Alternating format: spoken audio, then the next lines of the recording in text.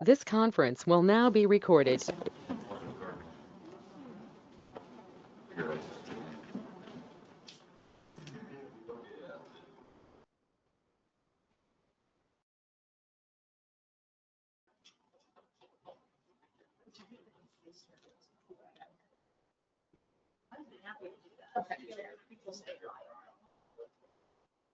We can turn the fans on. Can't turn the fans on. I was afraid you would do that, but I hear you. I think if you're doing it anyway, it's cool. You're right. We can open the door. and we can try to Just to get something online, for instance, right now, you wanted to do maybe 2 or 3 cabins or at least another trailer or house or something. And that's what would, I mean.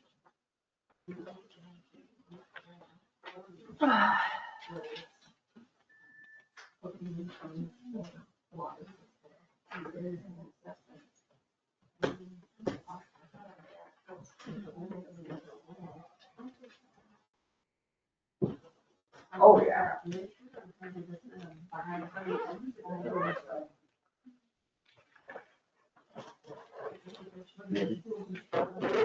I ready? What's that? Yeah. That's what we keep running into with the VA offices. The loan officers can't adjust their rates, and these people just have to us every freaking time. As soon as you make an offer, and even if it's above what the asking price was, that's in 5,000, and it takes 2-3 weeks for them to. Thank you all for coming. Please stand for the pledge. Allegiance to the flag of the United States of America and to the republic for which it stands, one nation, under God, indivisible, with liberty and justice for all. The agenda tonight will be dominated by the 2 local laws, local law 2 and local law 4. And for, I've mentioned this before, but the numbers of these laws shift because we passed a local law raising the assessor's salaries, and we have to wait 45 days before we can file that with the state. So it's been hard to tell which law is going to be 2, 3, and 4 because it's hard to know when we're going to pass any of these other than the assessor's increase. But we're almost at the end of that 45-day period. The first resolution on the agenda is we passed this at our last meeting. This is just really a formality. It's something that you have to do for any local law that affects zoning. There are copies of the SECRA negative declaration on the table in the back, and we passed this at the last meeting. The chair of the county's planning office recommended that I add just the bullet points basically at the end of part 3. And so because she recommended that I change it, now we're going to pass it again. So I'll make a motion to adopt a negative declaration for purposes of the State Environmental Quality Review Act. Is there a second? Second. Okay, discussion. You want to explain at all what this is? Essentially, we just added the, Or secret? so we did all of the forms. Tim and I submitted, what was it, in June? I'm not July, obviously, but the beginning-ish of June. And then we added this narrative of what we took from the public feedback and what the changes were, and also what the law is. So it flows with the other documents. So I think it's pretty self-explanatory on that part. And this is just, we're the lead agency for State Environmental Quality Review Act purposes, and we're declaring that this local law will have no substantial negative adverse impact, or no significant negative adverse impact. Further discussion? Hearing none, I suppose we probably should do this as a roll call vote. Can I just ask a question, Yes. Tim? It's Yep. not really. Yep. And it's just maybe it doesn't really matter because the 400 is in there, but you have increasing the minimum size for a dwelling unit to 400 square feet. Shouldn't it be decreasing No, because initially it was 300. from the original one that we did? Correct. Yes. Got it. Okay, any further discussion? Hearing none, roll call vote. Hannah? Yes. Darren? Yes. Yes. Laura? Yes. Randy? Yes. Okay, the next agenda item is discussion of this local law. We have been discussing it since February. And I think we'll just go with Robert's Rules of Order, which are everyone can speak twice. I think we've really discussed this at great length since February, but if anyone wants to say anything before we have a roll call vote, the floor is open to the board. Go ahead. Oh, Go ahead. good. I had said that I had said what I wanted to say, but I thought about it. At the last meeting, I had said that didn't have anything more to say, but I thought about it, and of course I have some more to say. So I just wrote out something. I'm gonna read it because I think better when I can read something. So just give me a minute. Today we vote to amend our zoning code, making home ownership more attainable in the town of Wilmington, whether by easing restrictions on manufactured housing lot size or decreasing our minimum dwelling size to 400 square feet. We are encouraging entry-level home ownership. Some would like to bury the existence of manufactured housing deep in the lands of Wilmington, shuttering them to the outskirts of town on 3-acre parcels and avoiding the uncomfortable view of a home that doesn't quite meet their standards, all the while putting in place elaborate homes that are unattainable by many in town, and many of whom take seats in this room. Luckily, the only standards that manufactured homes need to meet are the U.S. Department of Housing and Urban Development, aka HUD. These preemptive national standards supersede all local building codes and regulate manufactured housing design, structural strength, fire safety, and energy efficiency. Long story short, these homes stand up, and all at a fraction of both the cost and total move-in time of a new traditionally built home. New York State is lagging statewide when it comes to new property and home production. To spur growth, Governor Hochul enacted the Land Home Property Act and Move in New York, both having a goal of easing the path to home ownership and making it easier to classify manufactured homes as real property if they meet a few requirements, one of which we have included in our new local law. Some ask if we are really hearing from the townspeople as a whole when we discuss and revise the amendments and local laws that have been proposed or passed this year. Each one of us was elected by majority vote. The townspeople who put us in office knew what we represented. They knew what we would fight for. Add to it the days-long or weeks-long public hearings that we held, absorbing public opinion and making changes to reflect some of those opinions. I believe that we have heard from the majority of the town and what they would like to have Wilmington look like in the future. Those of you who can resonate with the struggles of a young adult these days to make ends meet will hopefully understand what we are trying to do here. Those of you who can see how hard it is to fill your vacant employment spots due to qualified employees telling you that there is nowhere for them to live will hopefully see what we are trying to do here. Those of you who see the astronomical real estate prices that even vacant lots are being sold for can hopefully understand what we are trying to do here.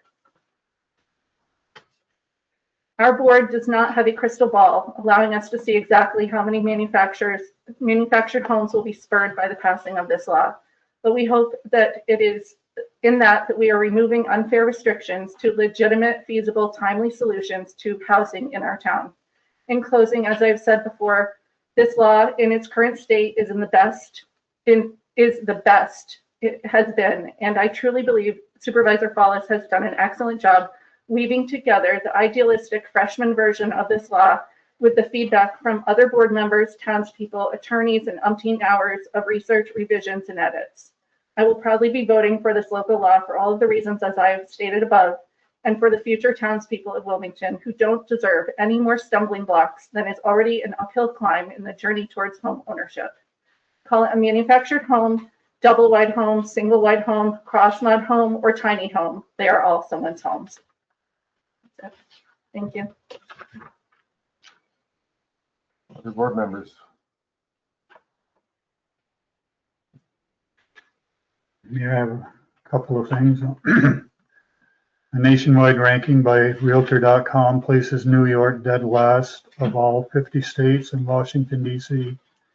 for its 2026 affordability and home building report cards. Things aren't affordable in New York. They don't look like they are building, so we don't have high hopes that they are going to become more affordable. And that, unfortunately, puts New York at the bottom, according to Realtor.com Chief Economist Danielle Hale. On the affordability side, Realtor.com found that New York State median home listing price for 2025 was $668,173, behind only Hawaii, Massachusetts, and California. That is nearly 8 times the $82,657 that the study identified as New York's median household income for 2025. On the local side of housing, it's very obvious that this area needs affordable housing for our workers and our young population. They want to stay in this area, or for the people who want to come to this area and live and work here. I strongly believe that tiny homes and manufactured housing is a part of the solution to the housing crisis. Apart, it's not going to solve the housing crisis totally, that's for sure. If we continue on the road we are traveling right now, our area will continue to decline due to the lack of housing. It's scary to think about not having enough people to work in our schools, hospitals, towns, fire departments, rescue squads, hospitality industry, and also Whiteface Mountain and many other businesses in the area. We really do need to come up with more affordable and low-income housing in our town and the towns in the surrounding area before it's too late. This is another reason for declining enrollment in our schools. Prices are too high to buy a house in the area, and no places are available for long-term rent. Yeah, that's all I got. You want to go? Or? I'm going to keep it really short. Although, as I said last meeting, I believe that this law is in the best form that we've had it in. I still feel that some of the negative impacts that it could bring on the town of Wilmington are going to outweigh the positives. Most of the lots that are for sale in Wilmington are still going to put home ownership out of grasp of the people that are going to be looking to put one of these houses in. And by putting a lot of these manufactured housing, depending on the type of them, we're going to end up with a depreciable property rather than appreciable property. When we get properties in Wilmington that are actually going to be built that are worth $300,000 that start, and then, you know, in 20 years they're worth $200,000, or maybe not $200,000, but at least loss of value. That's not the way I feel Wilmington should be going. I feel like anything that's added should be looked at and bringing Wilmington into a positive light, not into a negative. As far as tiny houses, this does address the fact that we've lowered the square footage from 500 to 400 to allow people to put, you know, the tiny houses. But those are considered, basically, it doesn't matter the size, like an actual stick-built house. And many of the modulars are considered a stick-built house. The new laws actually that came out consider cross mods very much the same as a stick-built house. The banks look at them as a stick-built house for mortgages. 30 years from now, you can still get a mortgage on. You can't do that on certain manufactured housing. And I feel like a lot of times those properties are left in decay because you can't get mortgages on them. So for those reasons, I feel like it addresses some of the housing needs, and it will help in certain ways, but in other ways, I feel like it's going to add some negative impacts to Wilmington. And we're really in one of those times right now where do the positive effects outweigh the negative? And I'm not positive this law really does that. Thank you.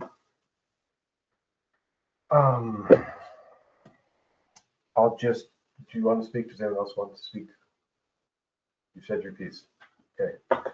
So I'll just go through what this law does and how we got to this point.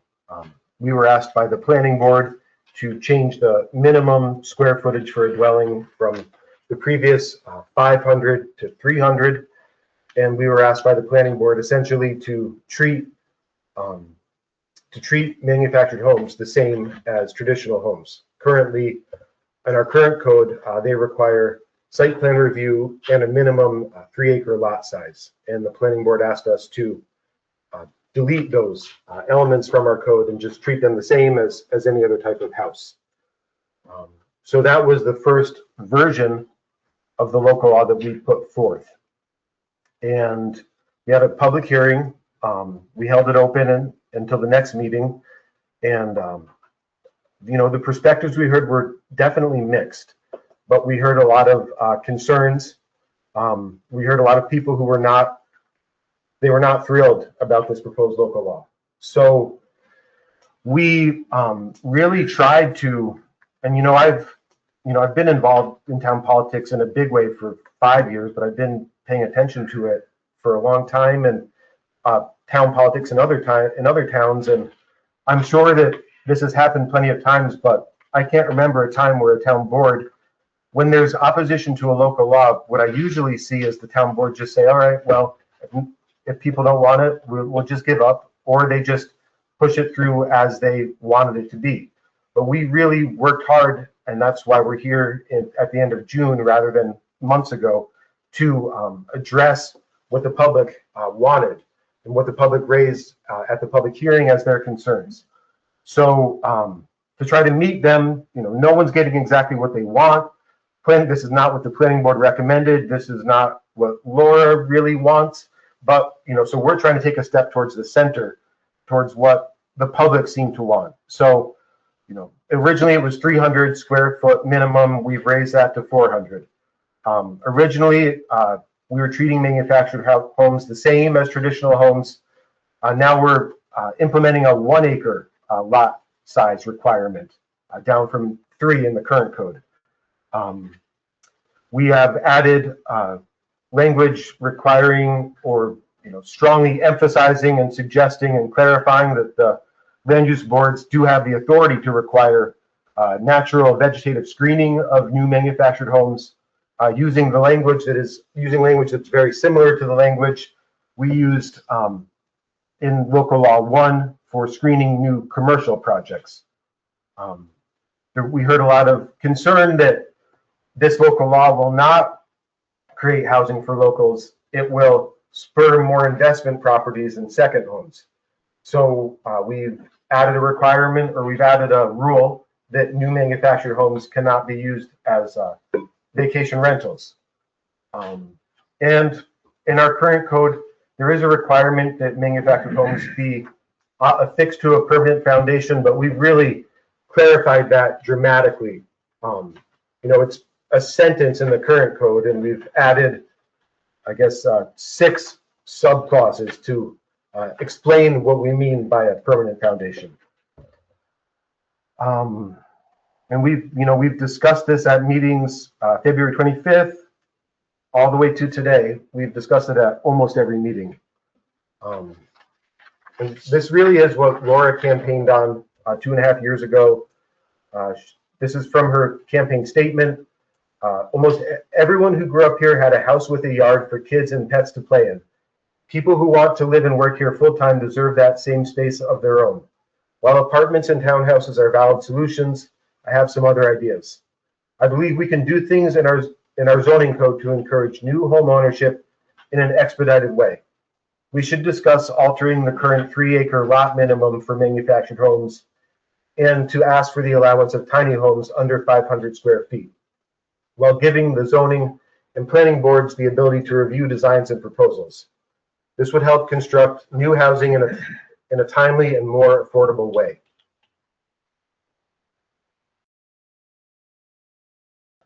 So if you were to look at the local law, the sections of it, section 3, 4, 5, 6, and 7 are all taken from either things the townspeople said they wanted or the Councilmember Forbes said he wanted. 8 is also Councilmember Forbes' suggestion. It's a very commonsensical suggestion that, frankly, I wish I had thought of first, so I don't count that one. That's a good suggestion. I'm glad it's in there.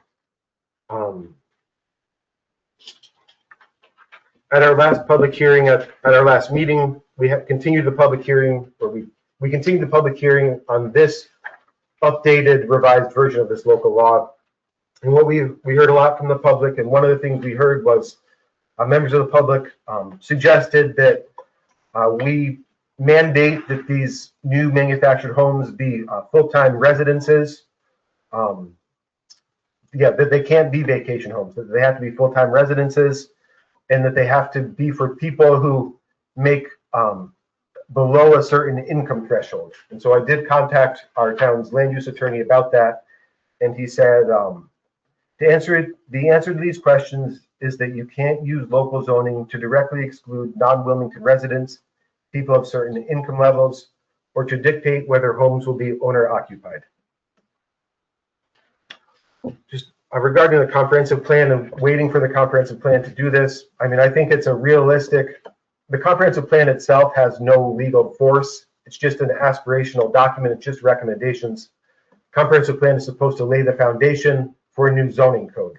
So between, it's somewhat optimistic. It's somewhere between realistic and optimistic to think that we'll have a new comprehensive plan 2 years from today. And the same is true of a new zoning code. I think it's probably pretty realistic to think it'll be 2 years after that. So, that's 4 years from now. And Randy, when he was running for the board, said often, I'm running to get things done.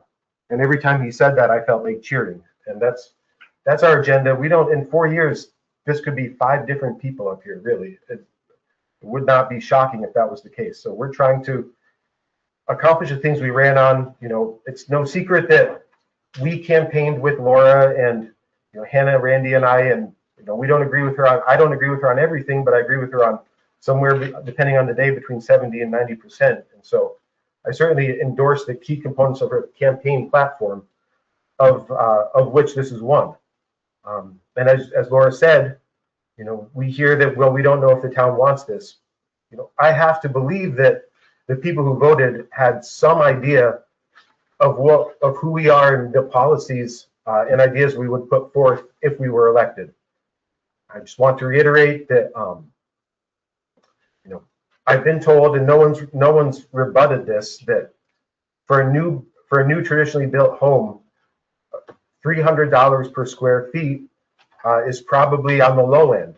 But so if it's 1,400 square feet, that's $420,000, whereas some of the manufactured homes we have back there from Plattsburgh Housing Outlet. I can't remember. It's Right. on the. It's on the. Yes, it's just one of the people in the area. That's right.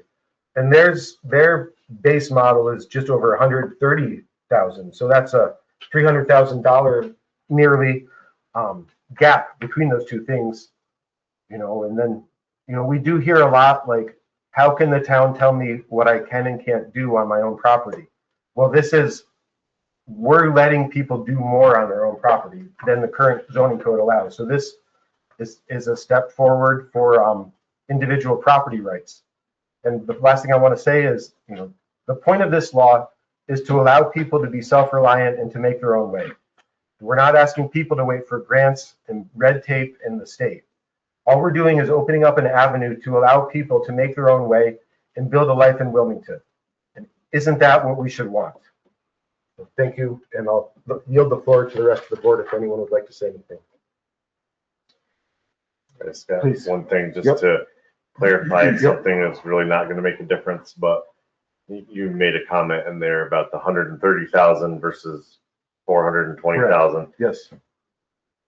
I'm not disputing the 300 square foot. Okay. That's pretty accurate. What I am disputing is that number is not really an accurate representation, because The 130 a square foot is just the housing unit, say, from Plattsburgh Housing. That doesn't include foundation, that doesn't include septic, that doesn't include power, that doesn't include water.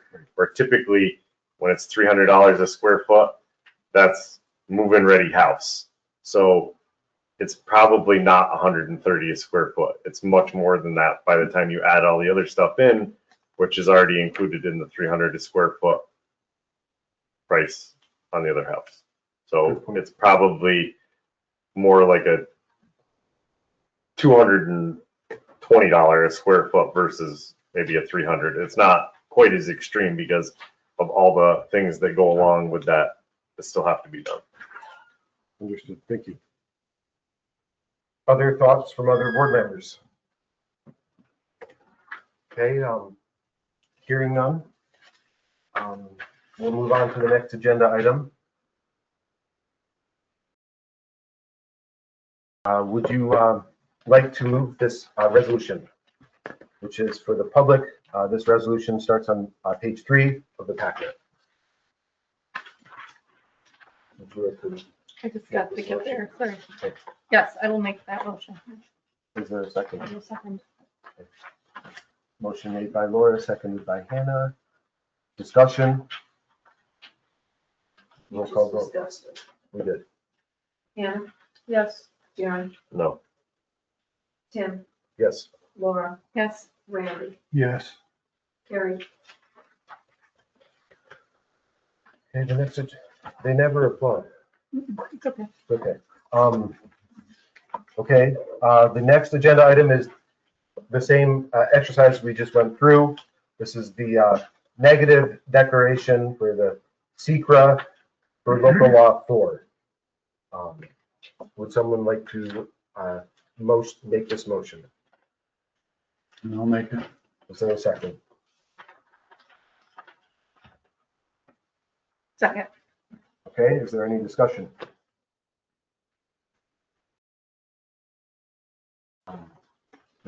Again, for the public, SECRA is to protect the environment, and the whole purpose of this local law is to protect the environment. So this certainly doesn't have an adverse impact on the environment.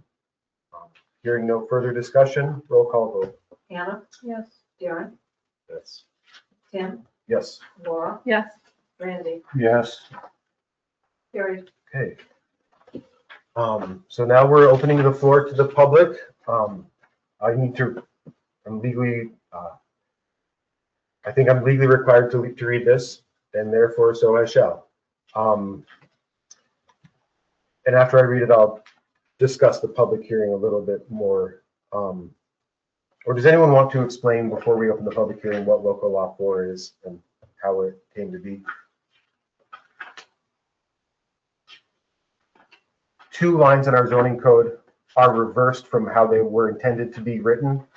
And so one of the motivations for this local law was to fix those 2 lines and make the code coherent. And those 2 lines regulate forestry. That was kind of the initial motivation. As we got into the conversation, we realized that when people talk about like clear cutting or cutting without a plan, that's not forestry. Forestry is not cutting for the purpose of development is not really forestry. So we, in consultation with our land use attorney, added local law 4 adds land clearing to our land use code, and requires and implements different requirements for that, depending on how much you're clearing and depending on where you are. If it's under 2 acres, there's no regulations, but if it's over 5, there are regulations throughout the town.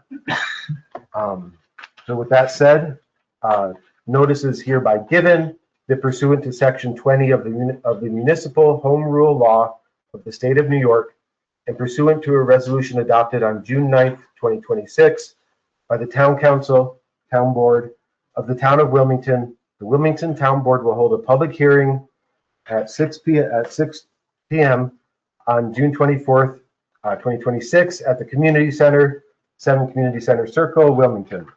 At the public hearing, the town board shall hear all interested parties regarding the adoption of proposed local law 4 of 2026, titled "A Local Law to Update the Requirements for Forestry and Large Land Clearing Operations in the Town of Wilmington." Additional information, including copies of proposed local law 4 of 2026, may be obtained from the town clerk's office. 7 Community Circle, P.O. Box 180, Wilmington, New York, 12997. Signed, John Stevens, Wilmington Town Clerk, June 14th, 2026. And just before I open the public hearing, this isn't, the point of this is to hear from the public. So not really, this isn't really meant to be like a question and answer. Depending on how long the public hearing goes, we may have some question and answer afterwards. But the point really is just for us to hear what you would like to say. So with that said, just please raise your hand and I'll call on you. Jake, please. Well, I'd like to start just what you said, not ask questions, but my line of work sometimes is clearing and thinning forestry around people's new homes or existing. So I just would like a little further clarification as far as what is and what isn't going to be allowable under the new laws. That's all I'm pretty much curious about, really. Okay, thank you. I'll get into that. It is in the law, but I'll explain it. Carol. As you know, the planning board put forth something that here you have your limitation is 5 acres. The definition of forestry, and then you get into requirements for forestry on page. And then you start breaking them down by acreage, right? And it is true. I mean, it's really good that we're, defining land clearing as well, and that they are kind of separate issues. But in this scenario, it seems to me that we could just make it easier and just put them both under anything greater than 3 acres relative to the zoning, and then follow what the planning board said about the site review and special use permits for the hamlet and the other zones. The 25 acres is an incredible amount of land. And if somebody is clearing more than 3 acres, we should kind of know why they're doing it, and a game plan should be shared with the town, it seems to me. But like, the intention is not at all to stop people from, fixing up their property or clearing in order to build a house, but that doesn't require, right. I just think we should be careful not to disincentivize people from, owning here or potentially owning here, but. Well, right, but I think that we are in the park and we have obligations to the park, and we have obligations to Wilmington to, it's like we're shooting ourselves in the foot every time we do these clear cuttings. People don't want to come here if there's no woods. They come here because of the woods. And I. But, Yeah. But isn't there existing, like, guidelines through the APA and the DEC and the state law? well, right, but they open it up when the town is involved, then that's the reason why they have the whole zoning thing. Then they really defer to the town. Think about it, I mean, I don't really, if you have 10 acres and you want to build a house or you want to do something special, it's not really, 1 acre, clearing 1 acre is already a lot. And what are you gonna do? That would take 7 acres or something. And then if you are doing that, then, well, the town, you should have a project in mind, and then the town is informed of your project and all this. A lot of times you get people coming in here and buying a lot of land, they go, oh, wow, this is great, and then they clear it, and then they realize, well, I don't need enough money to build a house, I don't really know what I'm doing. And then, you have to clear cut, or you have the people who clear cut offer the possibility that they might be able to sell it easier because then they can see the views or whatever. At least in my line of work, it's mostly for aesthetics purposes. People have already built the house or it's starting to overgrow. Right. But, and it's just more or less thinning and selective, Exactly, like and that's not- leave that's- hardwoods, birches, stuff Right. like that. And I think that is addressed in number 5. Yeah, exactly. I mean, we're all on board with that. I mean, a lot of us have wood burning stoves. Come on. Yeah, it's just one of those things where it's like the price of servicing your property doesn't need to go up just because you need to jump through hoops. You know, I deal with a lot of elderly people that they're on fixed incomes, Right. you And know, so they're so hiring having one more $200 hurdle or whatever it would end up being. I'm not saying in this particular case, but just in general, the atmosphere and type of town government, you know, Yeah, I don't think that eventually really it applies to breeds that. to, well, what No, you this would is label more- uninvestable. Right. No, this is more You know, about. I can put it to you this way, we'll put it to you this way. Me and my husband have been lined up for a while now, approved for about 550,000 to do something with through the VA loans. But it's a lot easier to just go 3 towns over where it is, you know, a lot less. And I don't think we're the only ones that realize, like, in order to, you know, do these manufactured homes on a 10-acre lot, for instance, that was for sale here, it'd be an uphill battle. And by the time all was said and done, you know, it's not gonna work out anyway, because you've either been on, you know, outbidded or the underwriters poll because, but I guess I'm talking over myself, but some of these other places where you see the development happening, that's where if you put your money, I don't know. It just Right, seems then like, you're I don't living in think a it's a crappy coincidence that some of the towns that are uninvestable have the same thing in common. We're overregulating everything instead of incentivizing. But I feel that what. Like, for instance, affordable housing, why can't we incentivize building more? Hey, instead of- guys, So that's what they've just done. just, Oh, I get it, and I applaud that, but. okay, just raise your hand. I mean, I think this is a good, fine discussion, but we've had You know what I discussions in mean? here that were not fine. So I'm just We're trying not gonna to, go but you know, so just don't talk over each other. Just one person talks and the next person raises their hand, and there are other people in this room who may want to talk, and, I interrupted her, to be fair. thank you. Carol, the floor is yours. No, I mean, I don't really. You know, we definitely have to, if we're gonna be doing this, we definitely have to approach the, fines. But for myself, it's mostly, I stand by what the planning board, put out, and I think that the timber use, which would put in place arborists, and have the town able to check and see what people are doing when they're, so that, I mean, the project is established before the clear cutting happens. Is a big thing. Yeah. And it should be like 3 acres.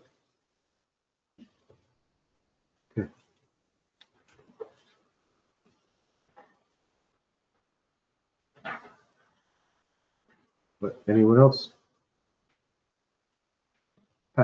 We did meet with Deb Boyce about the difference between forestry and land clearing. Okay, And that timber checklist that she gave us was really helpful. She goes through, she walks through and says which trees should be saved. It isn't clear cutting.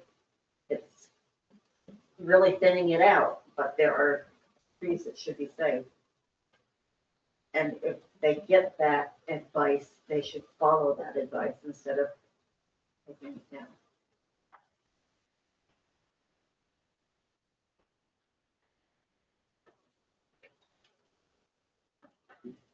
And I agree that our fees need to go a lot higher if people cut before they have permission to cut.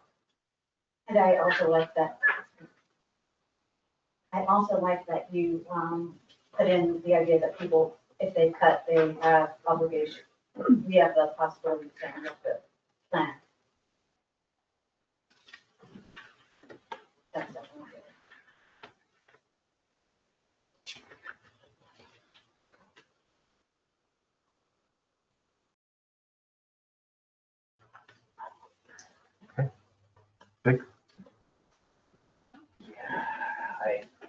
guess I pretty much said what I can pretty much add to it is that, we're borderline making it impossible, as far as like, how am I supposed to go to somebody and say, what are we gonna do with this property now?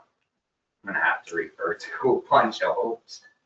I don't know. I've been doing this a long time and I've never clear cut one lot out of probably over 50 jobs I've done in brushing so far. Not once have I clear cut anything because for the most part, from every demographic of people that I've done it for, everybody wants to keep at least something.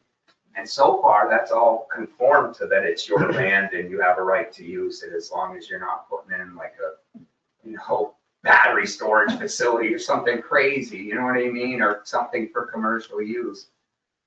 And I guess that's what we mean by uninvestable. You start throwing too many hoops in there. And just saying, from what I learned at Hillsdale College in economics, it scares people away. It does. It scares money away. And at the end of the day, we're not going to get a tax-based rate just off locals. Not at the rate that we have now. We can't even field a baseball team.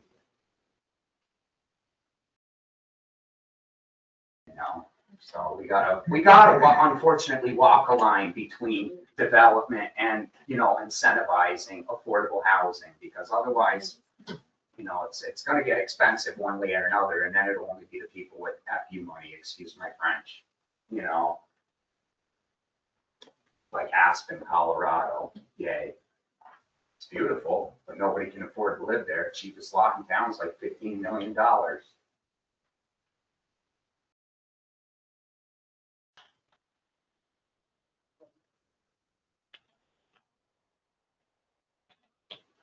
I think it's a good job of being fair to both sides.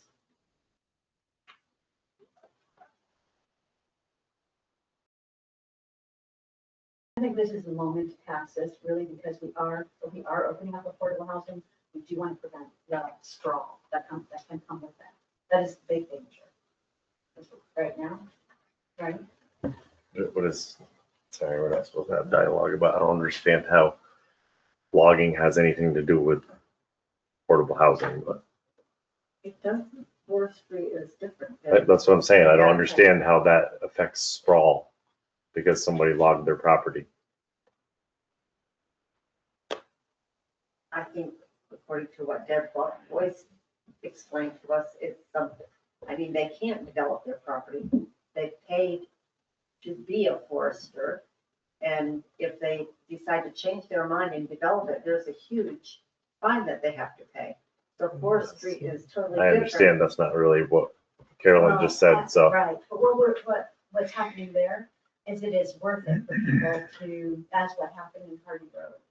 He had a forestry thing and then it was financially beneficial for him regardless to pay the fines, to shift over and subdivide. And in doing that, clear cut. I wouldn't call that clear cut No, I myself, wouldn't say that either. because they put roads on the property or whatever. They didn't cut every tree. No, they didn't cut everything. That's clear cutting to me, Right. is cutting every tree. And that didn't happen. Would you consider what happened on, It's okay away. Now there's trees there. Do we want to close the public hearing and then open up a dialogue? Okay. I suppose I'll make a motion to close the public hearing and then we'll go into a dialogue between the board and the public. Is there a second on that motion? Second, Okay, is there any discussion? we are allowed to address their statement?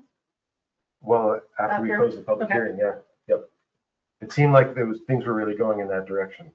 So Yeah. I figured, I wasn't seeing a lot of people raising their hands, so I figured it's probably safe to close the public hearing at this time. Hearing no further discussion, all in favor of closing the public hearing at this time? Aye. Alright. Opposed? Carries. Okay, Darren or Randy, the floor is yours to say whatever you would like to say. I already said what I wanted to say, I guess.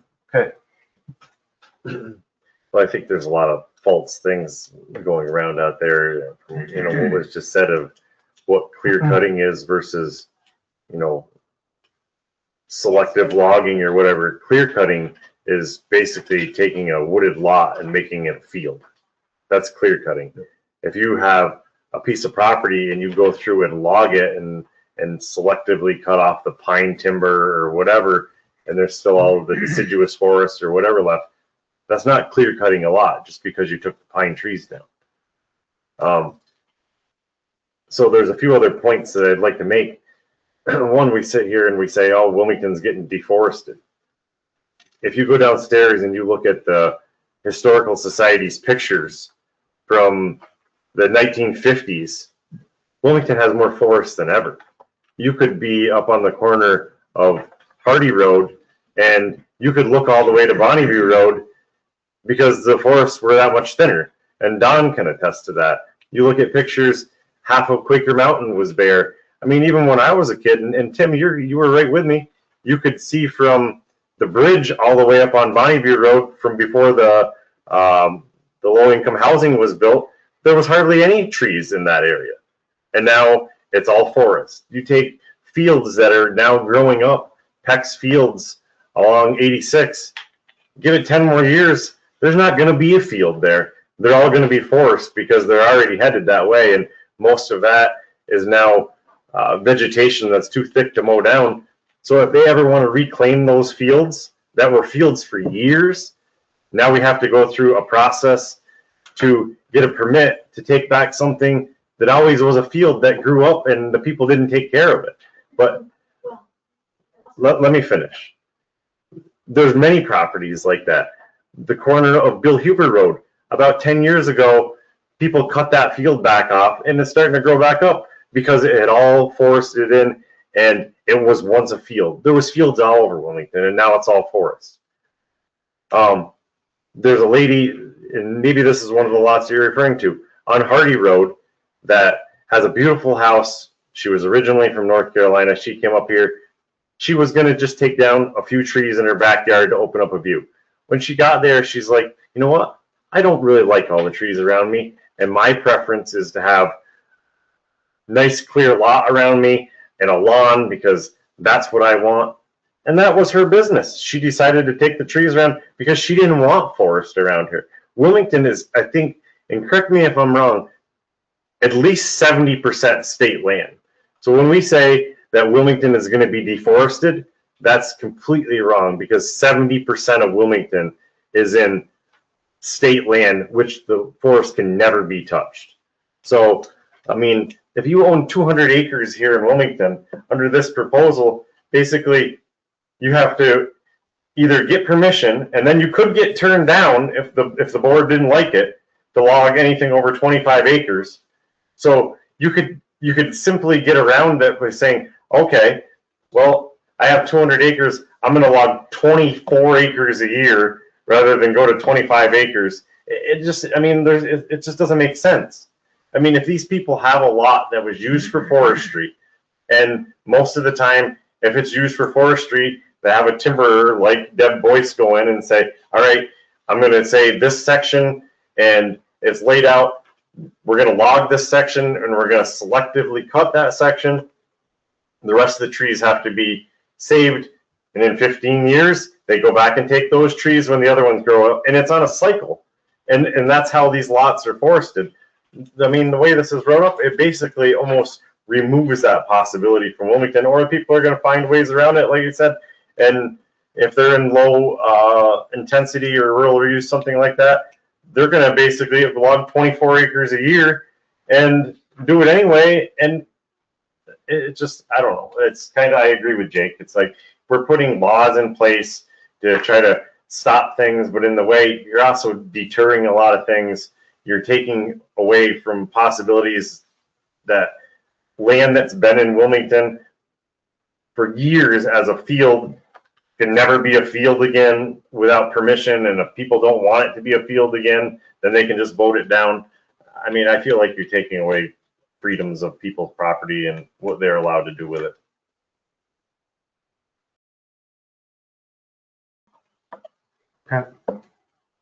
There's gotta be a way to do, I mean, The timber the checklist. the KOA, you clear cut that right in the middle of town. people are very upset about that, a lot of people are. But that could have been very well, I hate to, But you don't wanna have you don't want anybody looking at, manufactured housing, but you can clear cut and then put mobile homes in the center of town. I agree with that. I don't want mobile homes in the center of town either, and that's why I voted against it. But that being said, Mobile The homes cave- being the travel trailers. well, there's a difference between a mobile home and a travel trailer. One's not permanent. A mobile home is a trailer that's on wheels. That's what. Those are travel trailers. They're under a RV certification. It's a completely different unit. But that being said, it was our planning and zoning board. They could have requested that trees be planted back there. They could have requested all of this stuff, and it didn't happen. So our planning and zoning board is as much as fault for that being clear cut and not replanted as the laws that are in place today. Well, I was on that planning board and they snookered us because they had beautiful pictures. That's not what's there. Did anybody ask that question, whether trees were gonna be planted again in the future?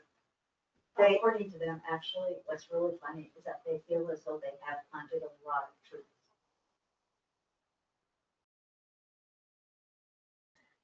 That's a They'll be perspective big there. in 50 years. You're right. And if you actually look at this and you look at the areas that they actually cleared, because a lot of that area wasn't forest, and you actually take the section that they actually cut, it was Right. probably 2 acres or less. Right. So it wouldn't have made a difference anyway. Please. Jake, I just wanted to touch base on the law. It does say that ordinary, because you were speaking about when you're trying to talk to a person who wants to set up a home, right? Or just people that have an existing property that for just Exactly. general thinning and maintenance, this is where I'm getting at, No. excuse me, is general maintenance, like at least put an exemption in for that, where if somebody already has a home and they live there, you don't have to get a special permit just to thin it out, and not have mice and rats overrunning your house, well, rats, excuse me, but you know what I mean? That's partial, it's thinning and maintenance, some of this is general, and I don't even see an exemption for that. There, Number well, five. So if somebody owns There 3 is an acres and they want to clear an acre around their house, they need to, that's no, all I'm getting at, is that we need to think of these things that meet people in the middle if that's what we're trying to do. okay. So, I think it's on, well, in my packet, it's page 13. Yeah, section 7. Land clearing less than 2 acres is a permitted use in all zoning districts. So I think that type of thing would be covered in that scenario, would be permitted throughout town.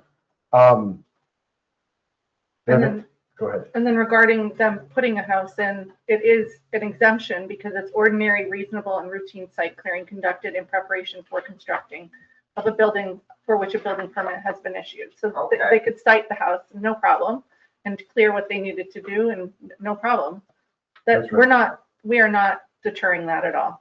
But to his point too, though, just in Lake Placid, just recently, it was not the Adirondack Roots program, but something similar to that was talking about behind Hannaford's, there was like 175 acres. And just like the Shipman Youth Center project near there, that giant apartment building, what did they do? They put stipulations, said, you can play your game, make your money, help us out too. That's what I mean by incentivizing. They're talking about behind Hannaford's. If you want a 100-acre private new fun playground or whatever, do 75 acres to some affordable housing development. And then they're looking into tax incentives to those developers to make the, and permitting, to make it like, somewhere along the lines of as much money as they would make if they were to just say, nah, screw it, we'll just go with the tourism industry development. You know what I mean? Like, that's where I feel like it too would affect what he's talking about, because bigger operators like that are gonna see the same thing. If they gotta go above and beyond just to get permission to cut roads in like they did on Hardy Road, which really doesn't look that bad at all. You know what I mean? They're gonna go other places, and then a potential investor with lots of money that could have built lots of affordable housing, they aren't even looking at us. But they don't need special permission. If they're looking to subdivide and they've gotten their subdivision permit, Well, I and think that's what he was saying, that the law would have no teeth, because then they could just go around it, basically. but we're talking, I mean, it is complicated. We're talking about two different things because the law addresses both forestry and land clearing and separates them, treats them separately. Like, because I was told, It is a little. frankly, yes, yep. You know, when we were trying to address the mistake in the current code and talking about lowering the acreage from 50 to a lower number, our code enforcement officer told me it's not going to do what you want it to do. It's not going to accomplish what people want to accomplish, because forestry is not land clearing. Those are land clearing in preparation for development is different from forestry. So that's why since February we've been trying to bring those two things to address those two different things in one law.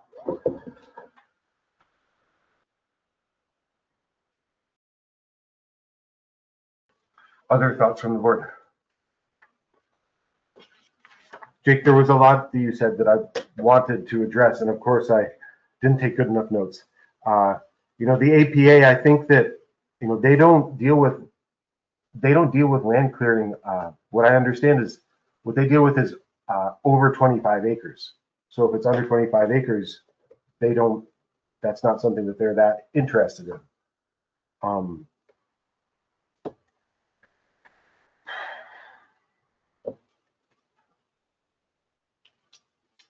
I guess that's, I know that there was a lot you said that I wanted to try to clarify, because I think a lot of your concerns are addressed in the law.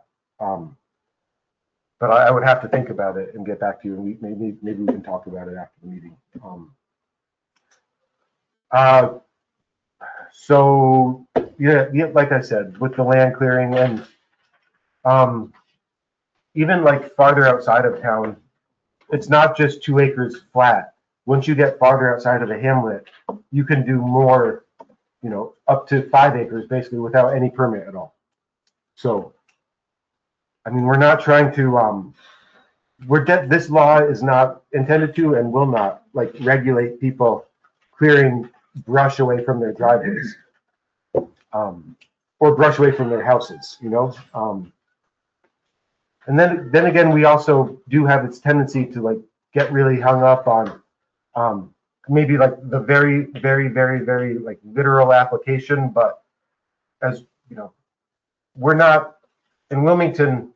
A lot of these things are not applied that rigorously. What they would be applied is if someone sees a large lot that has been nearly clear cut. You know, no one's going to be looking to see if someone's cleared around someone's driveway or around their house. You know, even if it somehow that is more than 2 acres. As for the fields, I don't really know how to address that. I guess you could do up, if it's outside of town, you could basically do up to 5 acres, which is a large piece of land. I don't, nice. Yes, yep. Okay. I don't really think it's a problem that we've lost some of our fields to forest. If, as Darren has said, there was quite a bit of clear-cut lands or lands that were not, were deforested, it's fine then that we have more growth going on. This is what we should be going for. This is, I mean, if people move here to be in the park, to be in the cities, they don't come here to be in the suburbs. There's plenty of suburbs. And I think that this is what we have to really watch out for, especially if we open up the out of hamlet zones to clear cutting 5 acres, because then you are really setting yourself up for sprawl. And that is what we have to be wary of. And that is the setup. The thing is the out of the hamlet, that is, those lot sizes are, the minimum lot size is 8.5 acres. Right. So there can't, by definition, there can't be sprawl, because you can only have one dwelling, one principal dwelling, and one accessory dwelling unit on 8.5 acres. You know, that's the minimum lot size. The problem is that people really do come on and cut unnecessarily for their one McMansion. You've seen that happen. I mean, that's Carolyn's opinion, but maybe those people don't feel that it's an unnecessary. Maybe they came up here because they do want to be surrounded in forest, but they want to have a meadow around them. you can't have a meadow in the city either. So for as many people that want to have a forest around them, maybe there's people that want to have a meadow around them. And sprawl, you did hit it on the head, Tim. It can't happen in Wilmington. And the other big reason why sprawl doesn't happen in a town like this, because we've heard it for years, Wilmington's going to turn into Lake Placid. We don't have public utilities. If there's not town water, sprawl doesn't happen. If there's not town sewer, sprawl doesn't happen. It's going to be residential only. People are not going to put in big housing developments. They're not going to put in commercial hotels. They're not going to put in all this stuff because we don't have public utilities. In order to have sprawl and all of this development, you have to have public utilities. Go anywhere in the country, ask any land developer, any surveyor. It doesn't happen without public utilities. Again, Wilmington is 70% state land. There's forests everywhere you look. It'll be 70% state land until all of us are gone. That's never going to change. It's just, Someone might go to 90%. exactly. It's not So now we're even gonna- taking the people that do want a forest or meadow around them and basically saying, you know what? We don't still have enough woods at 70%. We want 90% woods. I just feel like it's something that's not needed. I mean, I said at the last meeting, I have a developer, Jake just mentioned this, that is ready, willing, and able to come to Wilmington to do some affordable housing. His exact words were me, I thought about it. Wilmington's got too many hoops. I'll go somewhere else. There's a lot there to address. I mean, first of all, if you want a meadow, you can have up to a 5-acre meadow, right? You can clear up to 5 acres without going through any hoops at all. That's a very large meadow. And if you want a larger meadow, you know, assuming that this is enforced very rigorously, you would need to come before the planning board.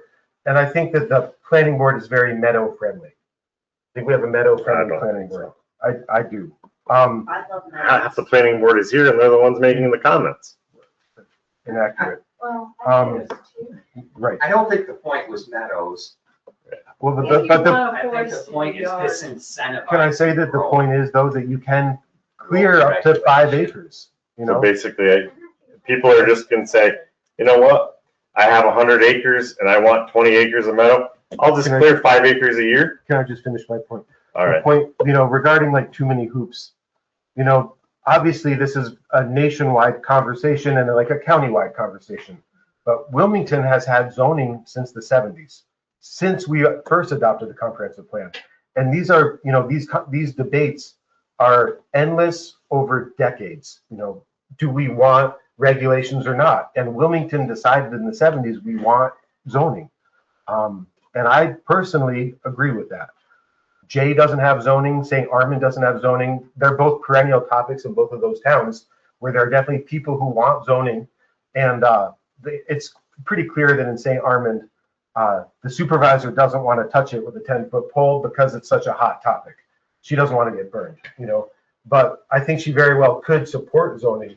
But it's a hot topic, as this conversation indicates. But to me in Wilmington, it's a settled issue, and it was settled 50 years ago. Doug, please. Yeah, I think you just brought up perhaps the answer to this question. Now, obviously, there's some conflicting opinions about this, but that's the intent of the comprehensive plan, is to really get the entire town to make these decisions comprehensively, that's the word, holistically. There's surveys that are done, you get a wide variety of opinions versus 2 or 3 or 4 opinions, what we're hearing here.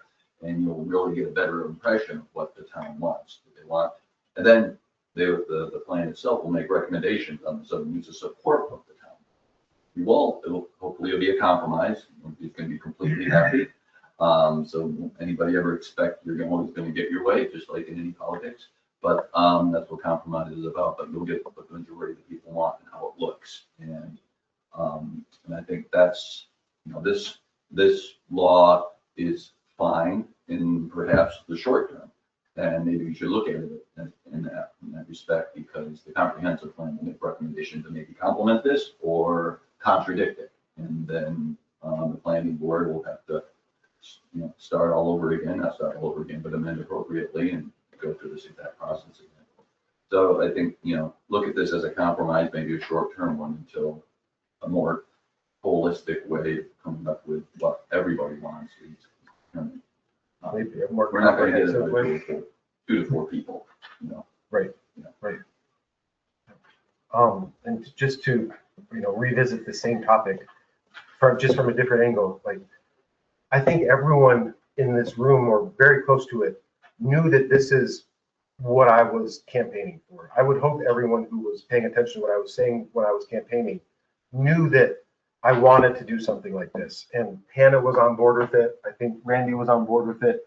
We've been saying this, and I think that we have to believe that the town knew what they were voting for, because I did not hide the fact that I would be putting forth something in this ballpark. This is really what I campaigned on, and I feel Hannah campaigned on it as well. And I do feel as well that this is a very, the concerns that people can't clear around their houses or can't clear a driveway, I think that the actual language in it, what people are concerned about, very well may be permitted, or probably is permitted. Like, if you want to clear around your driveway around your house, like that, flat out is permitted. If you want to create a new yard, that's permitted. If you want to create a meadow and you're on the outskirts of town, 5-acre meadow. And really, if you create a 6-acre meadow, I don't think that the cops are going to be knocking at your door. This is just meant to rein in some of the unbridled cutting that we've seen and that we fear will only accelerate. Please. I just wanted to put into perspective Darren's comment about that there was a lot more deforestation many, many years ago. And that is true. And the landscape of Wilmington has changed over the years. And there were many more farms. There was much more farmland, pastures, development. There was, everything. If you look at the town, how much that there has been ingrowth of trees around the area. He's spot on with that. And there were farmlands up on our road. There were potato farms up on Whiteface. It was cleared. You walk the trails of any of the trails that have been set up by Beta or any of the APA trails, you will find, or DEC or whoever, you will find rock walls that were separating where the farmland was. And we had timber industry, and we would send the trees down the Ausable to Ausable. And that is why that there was so much deforestation there. So I can't imagine that we would get to that point. I realize that there are properties in town that are hot topics and that made people more aware of things being cut. But I do agree with Darren that it is apples and oranges comparing deforestation now or what is looked at as deforestation to what had existed, in the 50s, 60s. Previous, even well before that. And yes, and to that, Okay. it's also why we have no old growth trees, right? Is that you'll see, we have mostly young growth in our forests. I don't think that that's a bad thing. I don't think it's a bad thing that we've allowed some of the forests to go back. We're not farming. I didn't say it was. Right. Yeah. But that's how you keep a healthy forest, is by turning it over. You don't want a forest with 200-year-old trees because they drowned out everything new. Like, you take areas, and I'm just going to use this for a really quick example, the area right beside Randy's house, and he's very aware with it. It was just caught a few years ago. Mm-hmm. Most of that is coming back up greener than thicker than ever. You take it in 10 more years, that area, you won't even be able to tell it's been logged. No. Like, in order to make a nice forest, a lot of times you have to log and forest an area because then it comes back thicker and healthier than ever.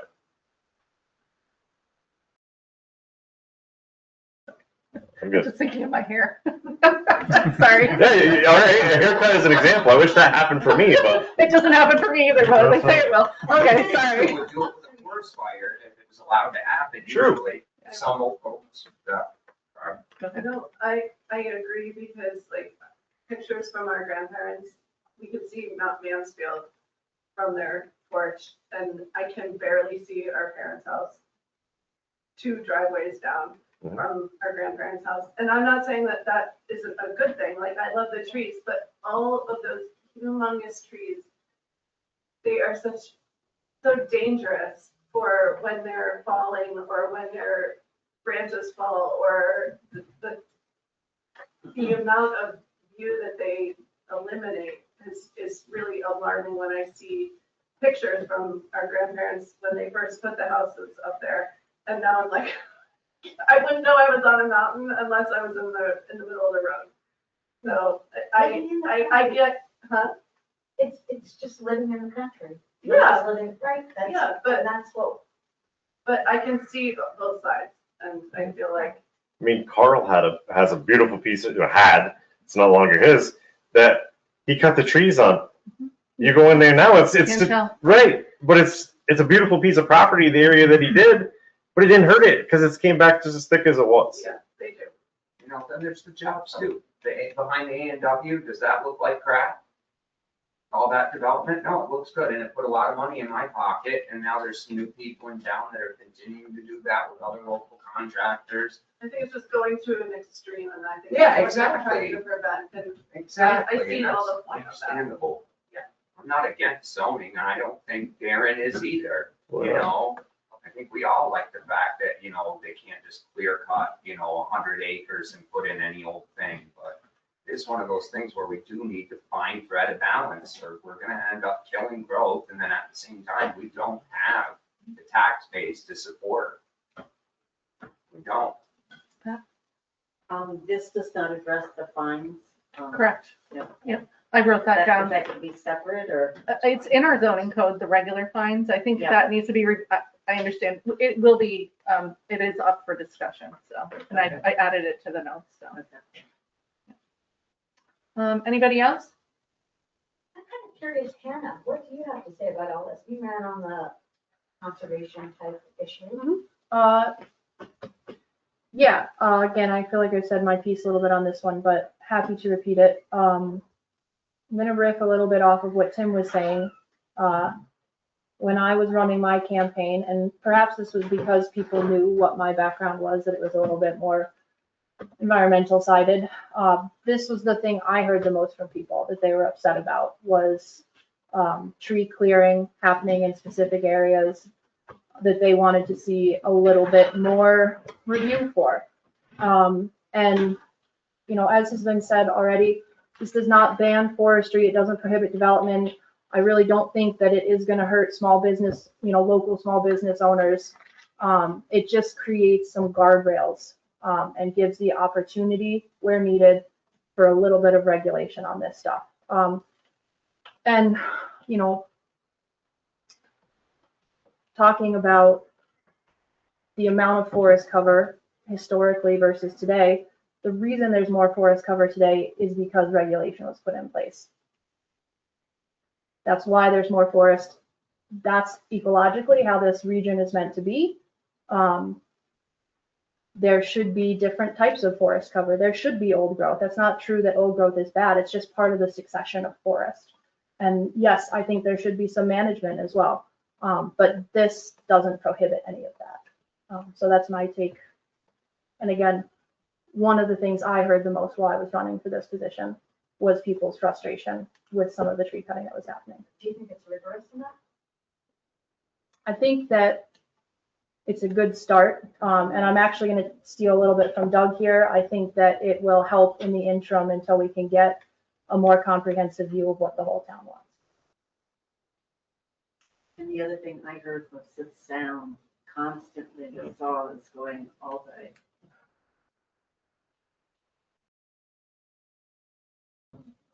Where? Where? Next to Pat's house. No, No. I don't hear them at my house. And you do, but it's temporary. I mean, it's not like there's a It's logging. temporary here, but if it then it's over here and then it's behind you. We don't. I mean, it's just never been a problem in Wilmington. Like, I hear it in people saying, "Oh, there's all this clear cutting." Like, give me examples of where all this clear cutting has happened. Like, I drive around Wilmington and it's like, yeah, you saw the development that went in, but the development was approved development through the planning and zoning board. Like, where are all these other examples that these lots have been clear cut in Wilmington and destroying Wilmington? I don't see them. I've lived here my whole life and I see more forest than when I was a kid, not less. I don't understand. I think one of the motivations is a a lot of the time, the cutting happens before the subdivision application is submitted, or before the, I guess you wouldn't put in an application if you're just building a normal house. But before you even apply for a building permit, you would get that from Doug, not from the planning board. But if you're trying to subdivide, I think that's the motivation, that is happening. And I think Hannah is probably Hannah's very articulate, and I agree with everything she said. So I'll leave it at that for now. I think there definitely needs to be some sort of control. The reason there's more forest now than there was 50 years ago or 60 years ago is there's no farmers in town. They used to hay all them fields, and that prevented the trees from coming up every year because they hayed it every single year. They didn't hay it this year, and to hell with it for 10 years, and they hayed it every year. Now they haven't been cut or hayed. That one next to me used to be a big field, no trees hardly at all in there. A little island maybe in the middle of trees, but the rest of it was cut and hayed every single year. But people don't do that type of stuff no more.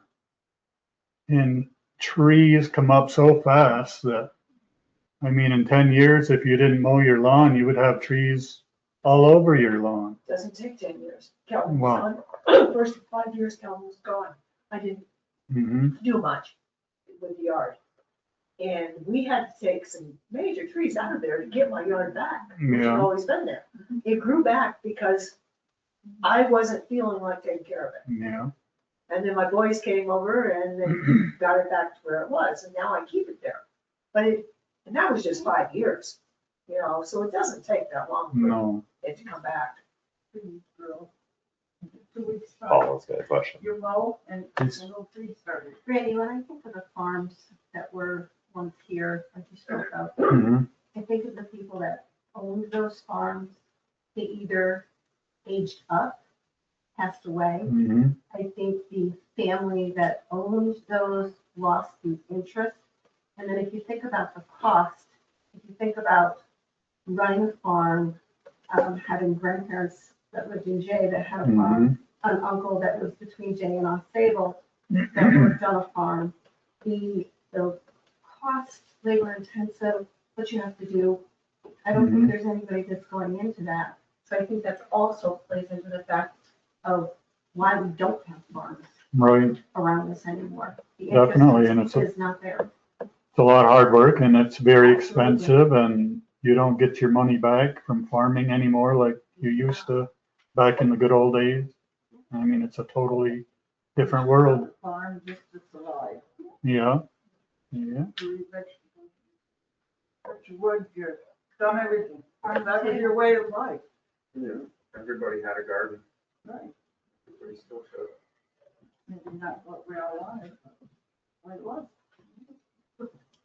Some development too, people just don't give it a chance and call it ugly before the landscaping or the trees have even had a chance to grow. Speaking of trees growing, it takes a while for birch to grow or whatever, or some of these aesthetic ornamental trees. That's part of it too, is people see some of this and it does look ugly maybe at first while the machines are still pushing around dirt, but it doesn't take but a few years and you start looking at a neighborhood that looks like those houses have been there the whole time. Where they just did the Christmas tree farm up on 86. It's like, now it's dirt. In a few years, it's going to be all full of Christmas trees. It's like, Yeah. That didn't take long to grow. Across from Mulvey's where they clear cut that big It's a whole field brush out there. now. Oh my God, there are birch trees in there. I For mean, sure. millions of them. One of the things that Deb Thorst also mentioned was the deer and how they love saplings. There's plenty of them to eat it, I'll tell you. Exactly, and we have so many deer. Jake, have we So answered your concern? Oh, yeah. Okay, good. That sounds like Good. it. Good. I'm glad to hear that, honestly. Good.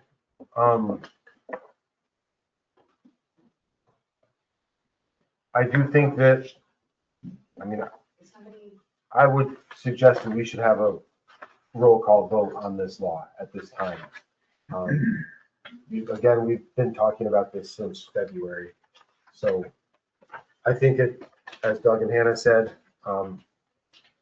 it's not exactly what anyone would want, but it's a big improvement of our current law, and a lot of the concerns that, Randy expressed and Darren expressed, and Jake expressed tonight, we have tried to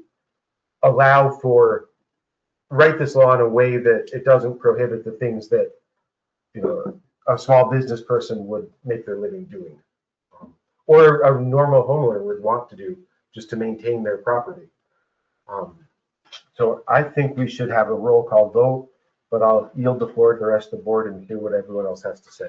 Can I just ask for clarification? Yep. Pat had, while you were out, Pat asked Yep. about the fee structure. We are using the current zoning code fees, correct? Yes. Okay.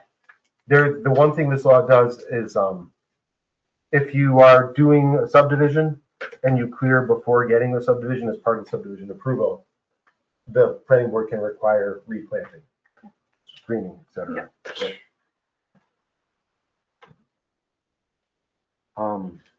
So hearing no discussion, We need to move it.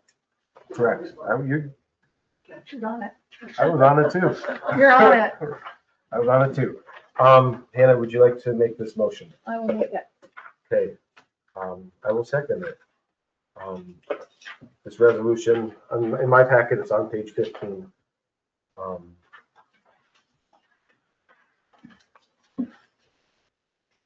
Is there additional discussion? Hearing none, roll call vote. Hannah, Yes. Darren, No. Tim, Yes. Laura, Yes. Randy, Yes.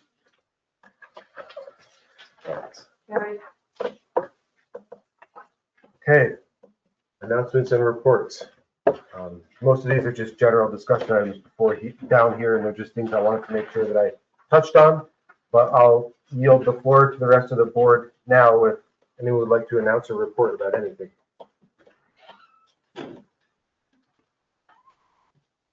I'm okay. Good. Let's keep moving. Okay, alarm system, I'm just informing the board, basically, we have an appointment on June 30th to Alltech.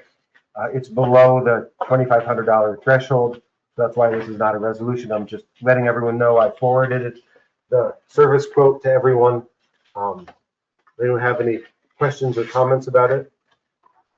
I just figured we should discuss it, possibly if anyone wanted to discuss it.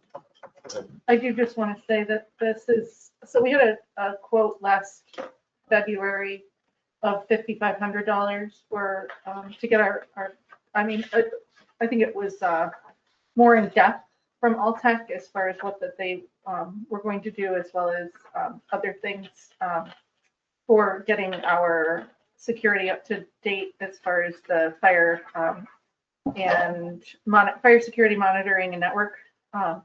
And this is significantly less money, and it will put us at a place where that we have an actual alarm system, and it's what, $1,000? Right, it's a little over, but basically, yes. So I think this is good. To be clear on that, this is no new equipment. Last time was all new. This is literally this for the $384. It's literally security monitoring, and for the $693 monitoring, it's one new communicator and an LTE backup for cell phones. There's basically no equipment here. It's basically just a contract is all this is. Right. Well, what I was trying to say is that in order to get us at a place that we are at a functional level, it is not as expensive as we had originally been told that it needed to be, replacing everything. So they came in and gave us a much lesser quote to do what we need to get it up and running rather than replacing. And the guy that came down said that we didn't need, per se, all new equipment. Right. There was just an accessory piece that we could put on there and still be booked to the fire department and all that stuff, without buying everything brand new. Do you think this isn't a good idea? If it gets it up and running, great. I'm just saying that's why there's a difference here. Is last year it was basically a new alarm system. This is just a monitoring plan. With our current. Correct. It's just getting our current system up and running. Right. Basically, doing it. Which, I mean, it has to be done and probably should have been done. I think we talked about this, I believe, last year, and somehow nothing happened. Okay, so I'll go forward with it. Speeding. I have called the state, Raybrook. I had a good conversation with the trooper who was at the Whiskey Run. I always want to call it the Festival of Colors. The Whiskey Run. We talked for maybe half an hour, a good length of time, and he gave me the station commanders and the sergeants' names, and I called and talked to the sergeant yesterday for half an hour. They are going to have more enforcement in Wilmington, but it is kind of a Groundhog Day scenario where it's just going to be for a few weeks. And I know that other supervisors, like a carousel, I know that other supervisors have done this too. I know this has been an issue in Wilmington for a long time. So they step up enforcement for a while, and then maybe it improves somewhat, and then they kind of go back to normal, and then the situation goes back to normal. So Seal has brought up the idea of a town constable, and I kind of have put it on the back burner. It's still not on the front burner, but I did call our town attorney to ask him about it, and he said he was pretty up to speed about it because Keene has asked him about it, because he's Keene's town attorney. Keene has totally different issues. Their issues are related to hiker parking, and that's been an ongoing issue. And so he looked into it for them, and then they ran aground where the cost is prohibitive. There's a bond you have to put forth to have as a municipality, to have a town constable. And he didn't remember what the bond was, but whatever it was too much. And that it stopped, the conversation stopped there. But he brought up the idea of maybe Wilmington and Keene and Jay could share. That's kind of the trend, is shared services. And so I told him to continue looking into it. How much is the bond? Maybe if Keene and Wilmington and Jay wanted to split it, or Keene, Wilmington, St. Armand, whatever, maybe it would be feasible then. But I do believe that if we are going to address it, that's going to be the way to address it, because you can put the speed limit at, you can lower it to 30 on Bonneview. If there's no enforcement, people are still going to go 50, 55, 60, 65. That's where that is, and that's kind of my update on that. I'll yield the floor if anyone else has anything they'd like to say. Or... Beach staffing. The beach is well staffed. Beach is open. The one day that, well, I know that it's always kind of a headache and people want various days off. As of now, everything seems to be good. The one day that we're, so short-staffed that we may very well have to close is the 4th of July. We only have one lifeguard who's willing to work on the 4th of July. So I'm bringing this up to ask the board and ask the public if you know any lifeguards. I think we'd be probably willing to pay time and a half, definitely. Because we want the beach open on the 4th of July. Maybe we should offer the ones we have even double time to work that day. Yep. If they each worked a few hours, that would cover the day. Double time? Double time. What does the rest of the board think of that? Fine with me. I don't have a problem with it, really. Whatever's legal. The agency I worked for used to do that when they couldn't get enough people to work. They'd offer the incentive of double time. It wasn't done often, but last time when it was done, the most was done overnight to get somebody to stay. It's just the difference is that was a private organization and they didn't have certain laws to follow. So I'm not sure Yeah. the legal requirements based on what we hired them for, if we can legally pay extra those days, or if it's just, Could we comp time? I'm not sure. Yeah, could we comp? I don't know, that would be a question, I guess, for Liam or Essex County. Okay. Well, I have something else I needed to ask the county attorney as well, so I'll add that to the list. Yeah, so I just want to let everyone know if you know any lifeguards. I'm definitely willing to go, if we can, go to double time. I called Lake Placid, they only have 4 lifeguards, so they can't send anyone down here. So if we have to close it, we have to close it. I hope, it's not the end of the world, but hopefully we don't have to on the 4th of July. Summer concert series, it's going well. First 2 concerts really couldn't have been better. The most recent one, very windy. It was sunny, but very windy, and the attendance was not very good, but that was due to the weather. I would say overall that this experiment has been a success. The first concert, the first 2 were great. So hopefully this Thursday will continue. Youth program, everything's moving forward. We have 19 kids signed up. Sheds, some of the lifeguards who had worked there in the past had asked for the boat rental equipment, like the paddles and the life jackets, to have their own area, so they're not, it's not a giant shed. Where the lifeguards and all that stuff is stored in there now. So we are looking into getting, I think, a 4x4 shed for the 4x6. Well, 6 feet tall, 4 feet deep, and I think 5 feet wide. I'm not sure. 4x5. 4x5. So I think we're going to go in that direction because there's a lot of stuff in that one shed, and everyone knows that's not a large shed. Doug has asked me basically since the start of the year for a new shed for the dump.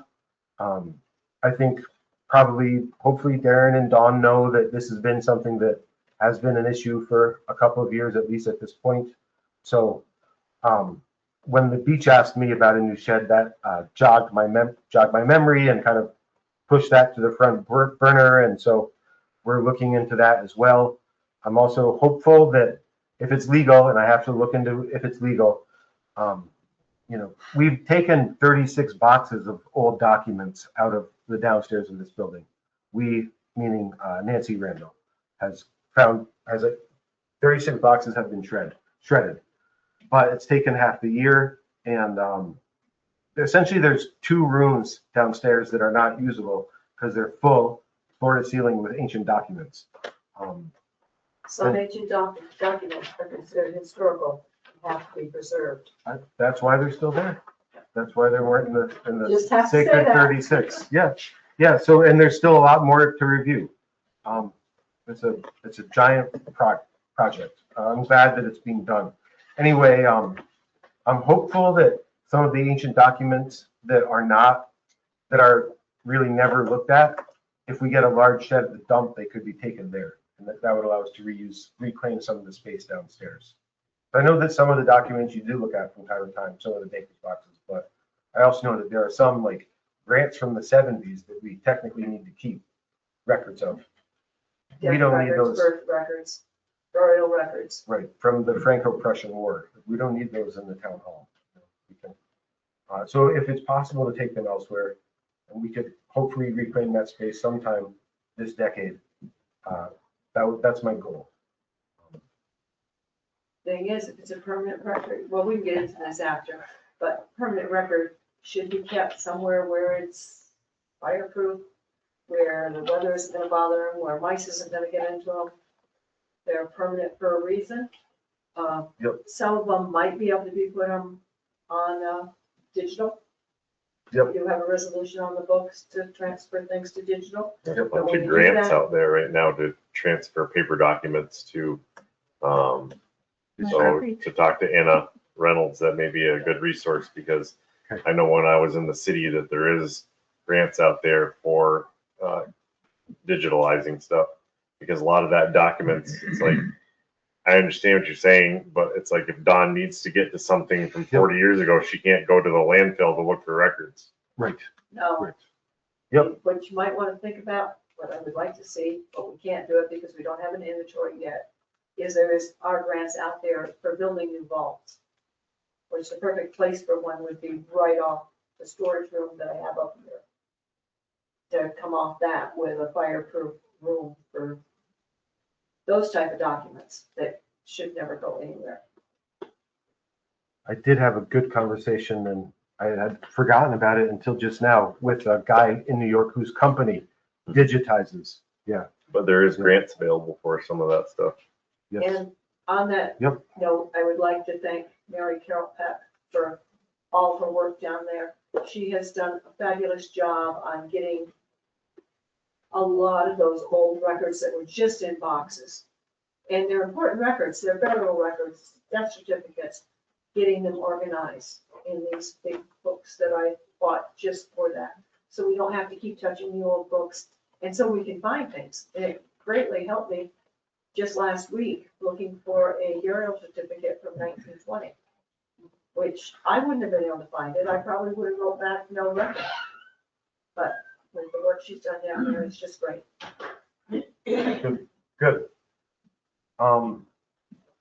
Yeah, so obviously the shed for the dump, no matter, I think it's, correct me if I'm wrong, but I'm pretty sure that it will almost certainly cost more than 2,500. So we'll have to approve it as a board.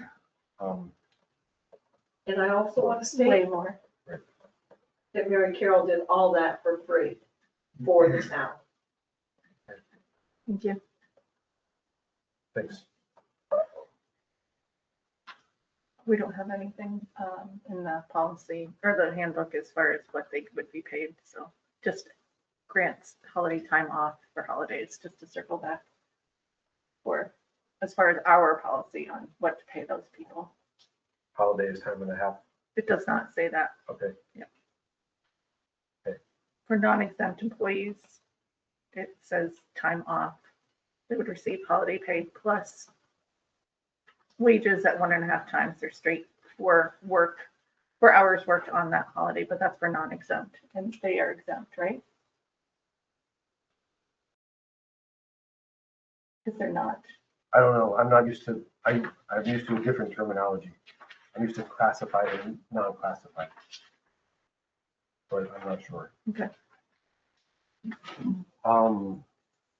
So possibly, there's a good chance the sheds will be on the agenda for our July regular monthly meeting. I just wanted to get a sense of the board that we have a consensus that we do need a new shed for the dump. That something you can get on board with?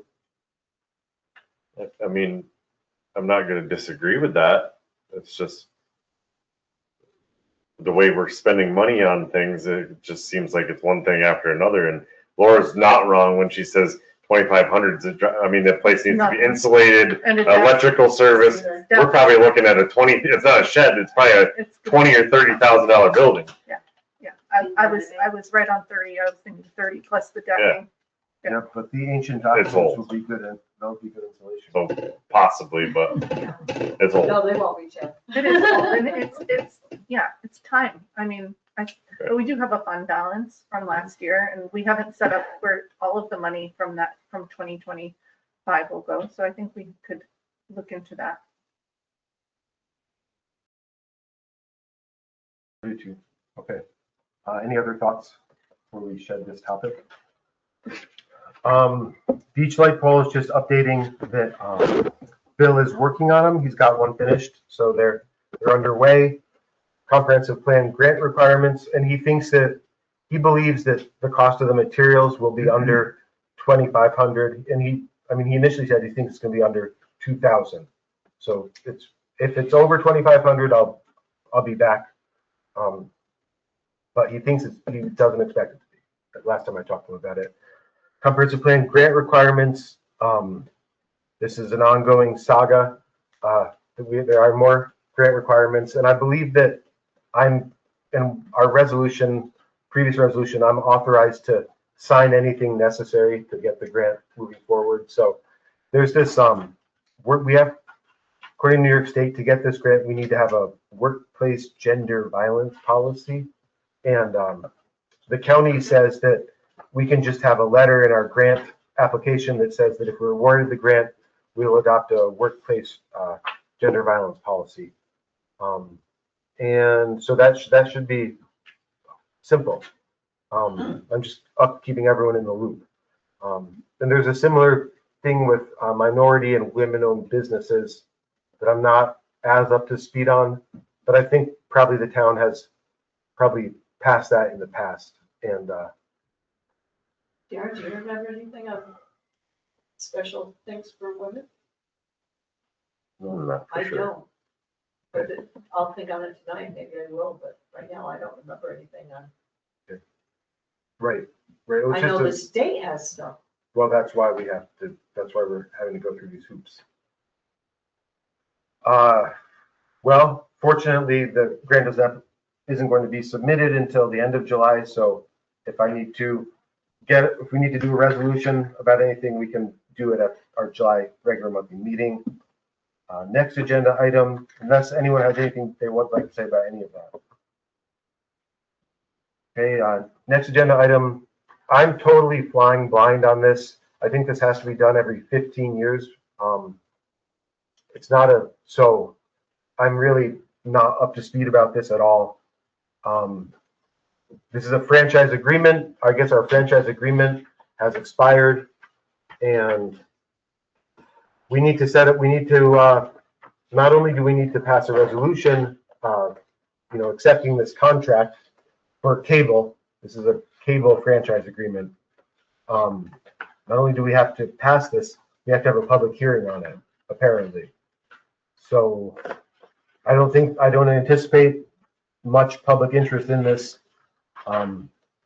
So that's what I want to talk to the county attorney about as well, just because this is kind of all new to me, basically. Darren and Dawn, who have been on the board for a long time, you familiar with this? I do remember doing it Yeah. at least once. Okay. It's kind of just one of those things. They actually do pay us Yep. for having the cable franchise. Right. But it's not like we have a ton of different cable companies in the area knocking down the door. So it's not really a competitive thing. So Right. basically, if we're going to offer cable in Wilmington, we don't really have much of a choice besides go with what they tell us. Well, and they're telling us that we have to have a public hearing. So Yeah, no, we've never had, nobody came to them. We've That's had- kind of one of those things. I think is open the public hearing. Any comments? Close the public hearing. Done. Yep, just like the water district, Lake-based water district. Yeah. Okay, so I'll make a motion to set the public hearing at the start of our July regular monthly meeting. Is there a second? Second. Okay, any discussion?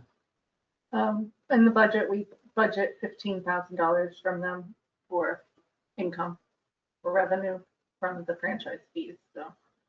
That's significant, And it's a portion of their 5%. 5% of their sales in the area, so. Yep. That's a ballpark, that's what we budget, but I don't have the, Actual. it's in the other room, but either way, that's for your reference. Other than that, I don't have any questions. Any other discussion? Hearing none, do we need to do this as a roll call vote or I wouldn't think so. then, hearing none, all in favor? Aye. Opposed? Carries. Well, we made it. Okay. Darren, so we're discussing the handbook right now for the public. I'm sorry, it has been months, and I did take little notes when you and I were discussing it at one of the last meetings. The only one that I could understand of my scribble is that Nicole is to be added to the allowances for the clothing allowance. And I apologize, I'm not seeing where I need to see for the other part. So I'm gonna ask you to repeat possibly. It's been, like you said, months since we've talked about it, but I have notes on different sections that we need to look at, and there might be something else. So that's why my suggestion is we'll kind of just flip through it really quick. Great. If anybody sees anything, great. If not, we flip the page. But if we want to address the things that I have first, and then I'm good with flipping through, since you're well, not. if you want to make a note of these sections, just Yeah. so you have them. 3.02, 401, 402, 405, 411, 64, 67, and then I'm not sure what I have here, H 12 and 14. Okay, that's in the addendums, H12 and 14? Yeah. Okay. And then 203, I must have added that one later. And then I have a note here about drug and alcohol tests, who, what, where, when, that type of thing. Read those numbers again quickly. 302, Okay. 401, Okay. 402, 405, 411, Okay. 64, Okay. 67, H12 and 14, 203, and then drug tests.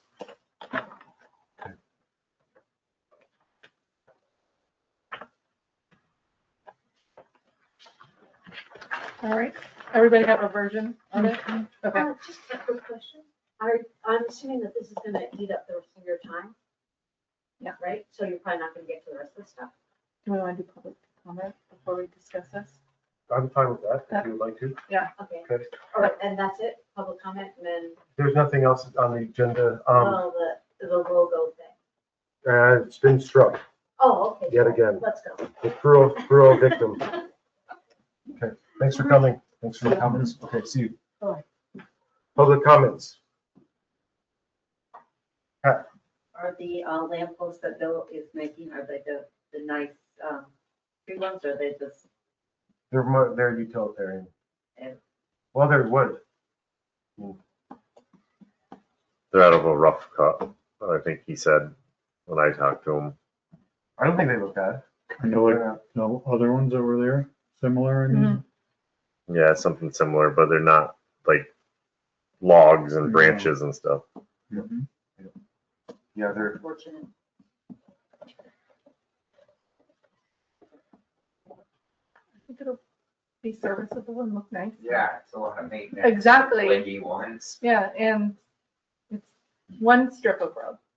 They For will a look much fraction of the better than what cost. was there. Yeah, they will, yeah.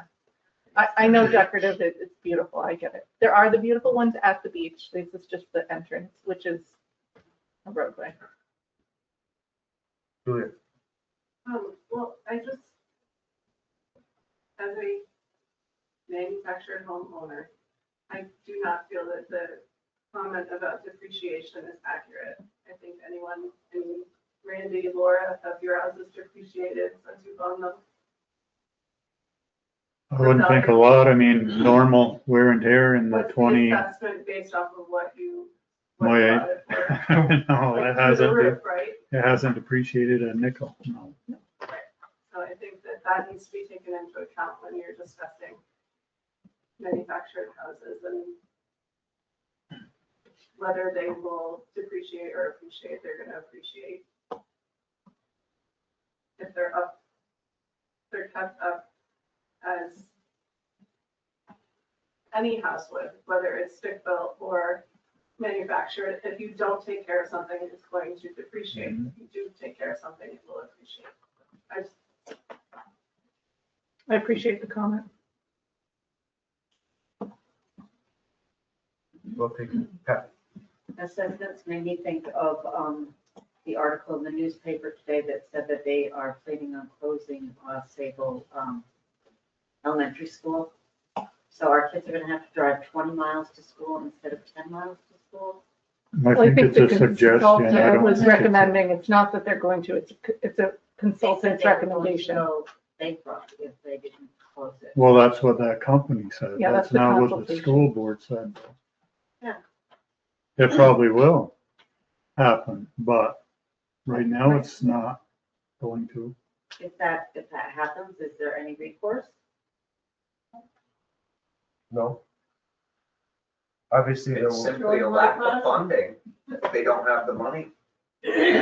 I think she's talking about for Wilmington, to put all of Oh, Wilmington. yeah, as far as, but Going into the Lake Placid School well, District. maybe combining the districts, somebody mentioned, like as far as the kids that were going to Sable, switching them back to Lake Placid. That all changed when I was a kid and they changed the 911 addresses. That would take the Sable school, whole area, Sable, to agree to let those tax dollars go to Lake Placid. Do you see that happening? No. But it's not. Well, that's, there's no No, easy answer no, here, no. and that's what I'm talking It's about, gotta as far as we cannot chase away a certain amount of growth and development, because otherwise we are gonna be in the same boat. Or then it'll go the other way fully, and it will only be, you know, like and I'm not trying to pick on Keene and Keene Valley, but it's slowly, I grew up with people that played baseball there, and you cannot, it's worse than here, way worse. It's a beautiful town, lots of great people, my lawyer lives there, but yeah, and it's how it started in Aspen, and the one key factor was that there was not enough affordable housing being built. And with all the amount of space in this town, I don't see why we can't thread the needle in the middle somewhere. And keep it beautiful with aesthetics codes, you know. I get it, we don't want no trashy old trailer or something depreciating your neighbor's value coming in out of nowhere, you know, or clear cutting, but at the same time, it's like, we gotta do something. We did, our local law, new manufactured houses, they can't be older than 5 years Right. that are brought in, so, That was what Doug recommended. we're trying to address that. Yeah. Yep. If your lawyer lives in, A medium somewhere, we didn't have all Yeah. $1 million homes. That's it. So, I mean, any community is gonna be mixed. Can't be all one way. Until we start doing something, I don't know what. we did something tonight, we've been. Yes, Yeah, this is a start in yes, some that's a ways. start. But then you got so many people against it because they're trashy or whatever. But it's Well, frustrating. The state has passed a law. I found out about it the last training I went to. I've got the numbers in the other room, in those papers that I printed off after I got back, where you can take, and if you have a double wide or modular, you can get it classified for bank purposes of being a regular house. You just turn in your title. Yeah, you turn in the title as it, because you get a title of a mobile home or double wide. I don't know whether you get one with a modular or not. Darren, did you? No, no. Okay, what do you do with a double wide or single wide trailer, home? I don't like the word trailer, home. That you can turn in and it reverses it back so that it's the same as that. As long as it's permanently affixed to the Yeah, foundation. as long as it's on a foundation. That was last December. That was what I was Could you referring do to. blocks instead of a foundation and be the same? That's in our code. That, I haven't delved into that law enough. It was, Hochul signed it in December and, it's, Doug said that it's, If it's on a slab and the permanently affixed to that, then the blocks are cemented in. They can't be dry laid. They have to be cemented in. yeah, I think the law we just passed addresses that. Yeah, it does. It does. yeah. Yeah, it's considered real property instead of personal property. But it has to be, and it would qualify them for Fannie and Freddie Mae loans. So, along with other loans, my loans through Wells Fargo, so. Or a mortgage type thing if you wanted to refinance or anything like that. Because most of the places that sell the double wides, if you own your property, you can get a loan without even a down payment. They finance it through special places. And honestly, I think mine, when I keep my gardens up, looks as good as any other house in town, except for the $1 million houses. And I wouldn't want one of them. Look at the older ones that are in town now. They're being used by younger kids. There's Ours is nothing wrong from with them. 67 or I mean- 70 something. And yet, 25 years ago, oh no, no more trailers in town, we can't have no more trailers. And yet these ones that were in town at the time are still being used And- and owned. And most of them are in And- still good shape. Right. It's just like a house. I If you know, don't take care of it, it falls apart. You have to keep taking care of it. you know, it just, And it's not that your taxes are any cheaper if you have one. What I'm assessed for is a lot more than I paid for it. It appreciated, Huh? Pat, said it appreciated. Yeah, it did. My question was about busing our kids 20 miles, 40 miles a day instead of 20 miles a day. Right, And then we got off on housing somehow. right. I thought you said that it was about the kids. It's not about the money, it's about the kids. I said that? You did say that when I wanted to do it a long time ago. Oh, no, here's why I said that. If you're going to be arguing that legally, it can't be based on money.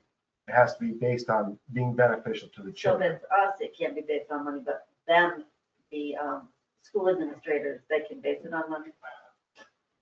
Well, I think we're arguing to change it, whereas they're arguing to keep it the same. So, Despite the kids having to go, the elementary school kids having to go that far. I'm obviously, if this does happen, this will make this the hot topic of the year in April. And, bless you. Good. And there will be a lot of public interest in changing something that's been discussed for my whole life. But I think it would have definitely new momentum. Right. But all of these things are they're such a bureaucratic tangle that, and this would be you're right up there with the biggest. But I don't think it will be very difficult, but I don't think it's impossible. So I think if the town really wants it, there's got to be a way to do it. Paula, please. I'm gonna guess that they'll probably put a spin on it and refer to it as a hardship on the children that is going to be left from the unstable school district.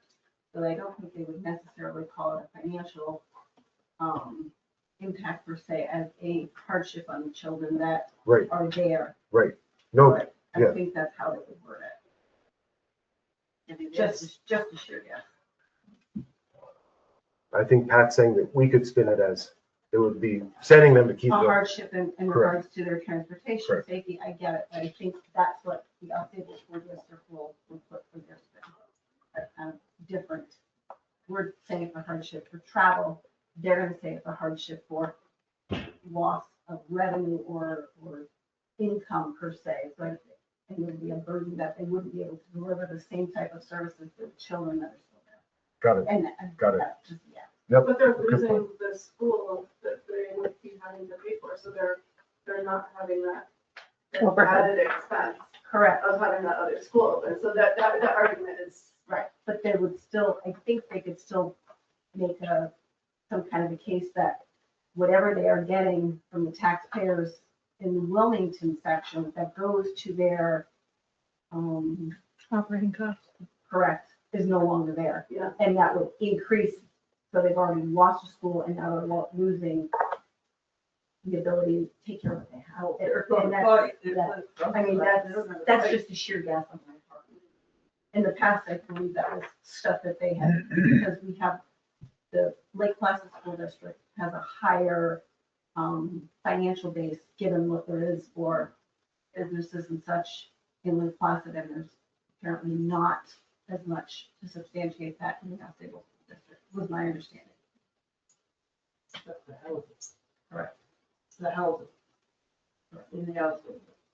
Maybe they should merge with Lake Placid.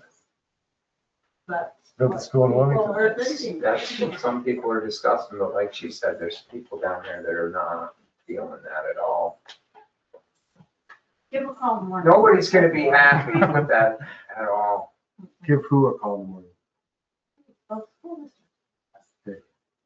I'm being, Okay, got it. Okay, got it. Okay. Okay, thank you for the clarification. They'll be calling you soon probably. I wasn't sure what it is. Do you want to set up a special meeting for the handbook? No. I don't think So we're this is doing gonna the take, handbook? I All don't think right. this is gonna take long. I really don't. And like I said last time, if we did half of it tonight and half of it That's next meeting, I fine. think we can be through it Do pretty it quick. Let's start it. Next out. Let's get it. Okay. Are we done with the public comment? Any other comments? Okay. Okay. You guys want to stay for the handbook? You're welcome. Yeah. Thank you for coming. Thank you. Yeah. Thanks for coming, Jake. Thank you guys all. Good night. Appreciate everybody's Thanks. time. Thanks. Good seeing you guys again. So Yep. keep showing up for everybody. Thank you guys. Oh, it's good. Thank you.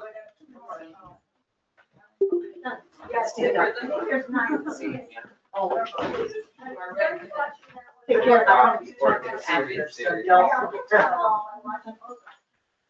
Well, I remember everything. Yeah, you look like a zombie. Thanks, Pat. I'm designing. You like a good job? Love it. My Oh, favorite thing ever. well, lots of Okay, stuff. Darren. Yeah. I'm ready if you are.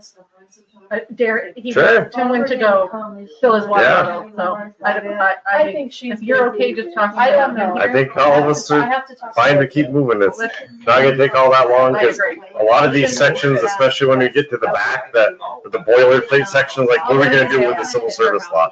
Like nobody's gonna pick any of that apart. It is I like it. something that you got from the state and Well, like, that's what we approved.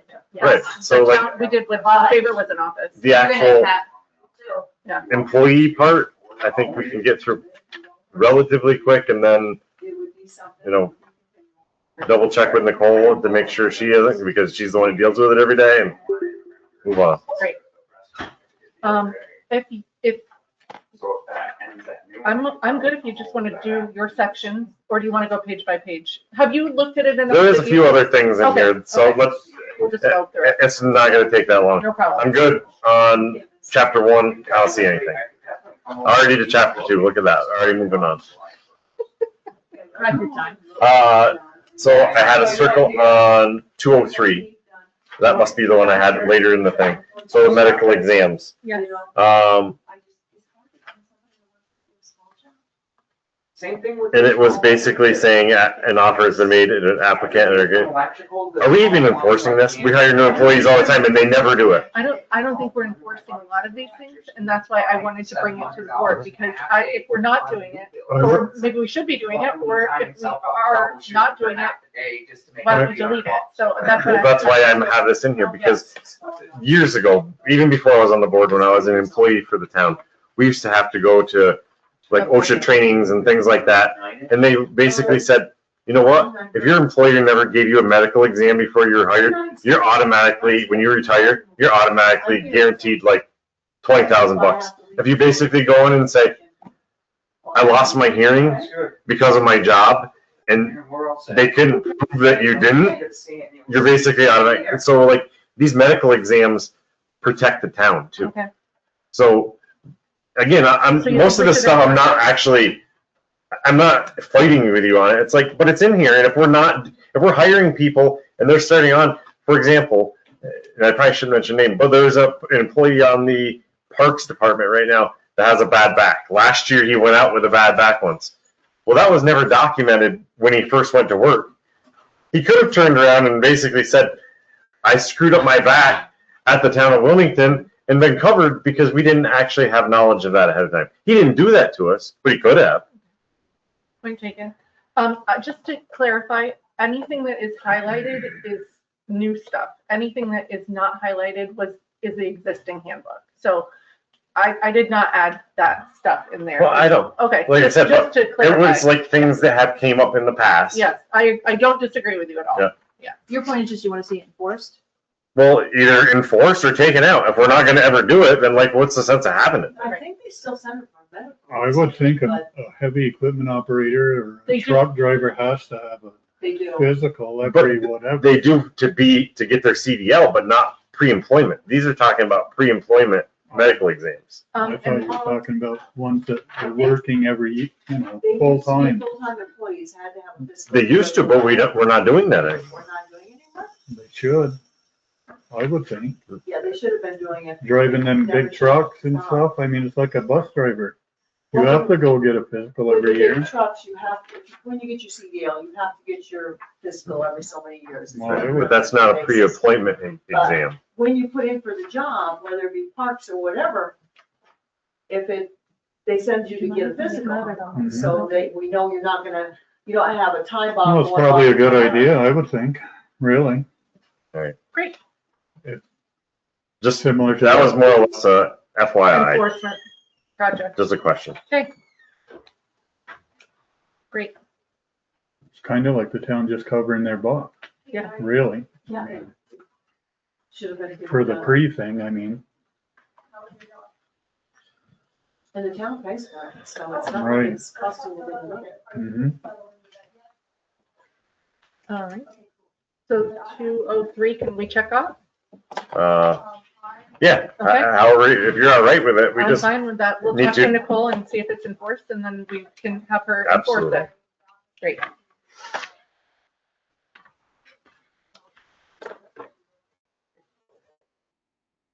All right, anything else in section 2? Chapter 2, pardon me? 2-5.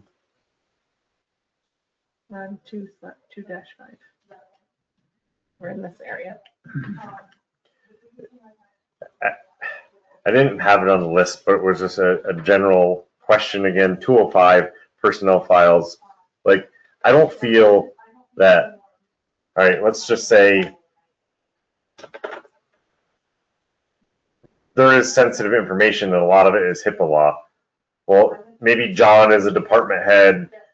He might not have, like, it shouldn't be just department head. That is restricted, and if it's Nicole, it should be like Nicole and the supervisor. Like, department head kind of opens it up to, like, It's not the department head, it goes to HR, which is Nicole, exactly, because it's HIPAA. right. So the personnel files, when it says a department head or other authorized officials, it really, Should just be the supervisor and Nicole. probably, Okay, so take out the department head. that's what I feel would be The department most head, proper. Okay, so I only, think if it's in anybody else, it's breaking the law, and supervisor can't say anything about any of those problems, and neither can Nicole. Correct. You know, it's confidential. got it.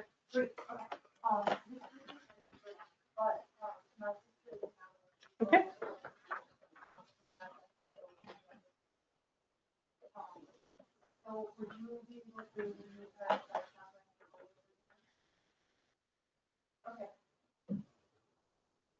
Perfect, and I'm gonna shoot her your number.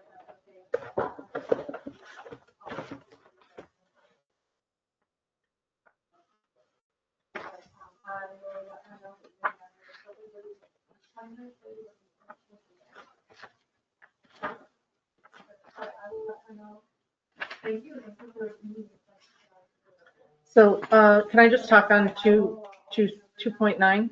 Absolutely. Where it says goals, we'll discuss job performance and goals on an informal, semi-regular basis. I changed that to semi-regular basis instead of day-to-day basis, because I think that that is a little far-fetched, that they're gonna be talking about goals and, you know, that kind of thing. So just rather than saying that they're discussing on day-to-day, I think it should, I just put semi-regular. So if that's why that was changed. That's fine.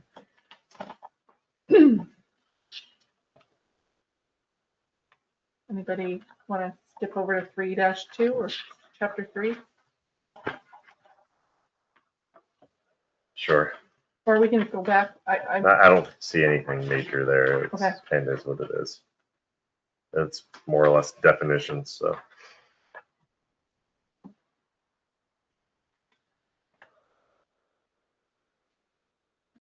This was my question on 302 because of what we did with health insurance, and it has appointed officials in here, but what constitutes an appointed official, and as an appointed official, it can be full-time, it can be a part-time, and what's an unpaid appointed official. I just wanted some clarity on this stuff because it seems like they're kind of all over the board. Like, what exactly would be an appointed official? Planning and zoning board. they would be unpaid appointed officials. Right. So if we did an appointed assessor, correct? That would be an appointed, Good point. right? Yep. That would, if we ended up going that route. But, so shouldn't there be full-time and part-time? Because if we did it like it has here, and it basically says they're eligible for the town's benefit package, so wouldn't we almost want to make another category? Because like we wouldn't, the whole point of doing an assessor, if we were gonna appoint an assessor, is we wouldn't be offering them benefits as far as I know. I mean, none of the other towns do. They're an appointed official, but they're not a full-time employee that gets benefits. Our assessors do get some benefits. No, but they're elected right now. But I'm saying, like, she's saying if we went to a full-time appointed assessor, is that something that we'd want to do, is offer them benefits through the town? I wouldn't think so, because we're already paying them an absorbent amount of money anyway.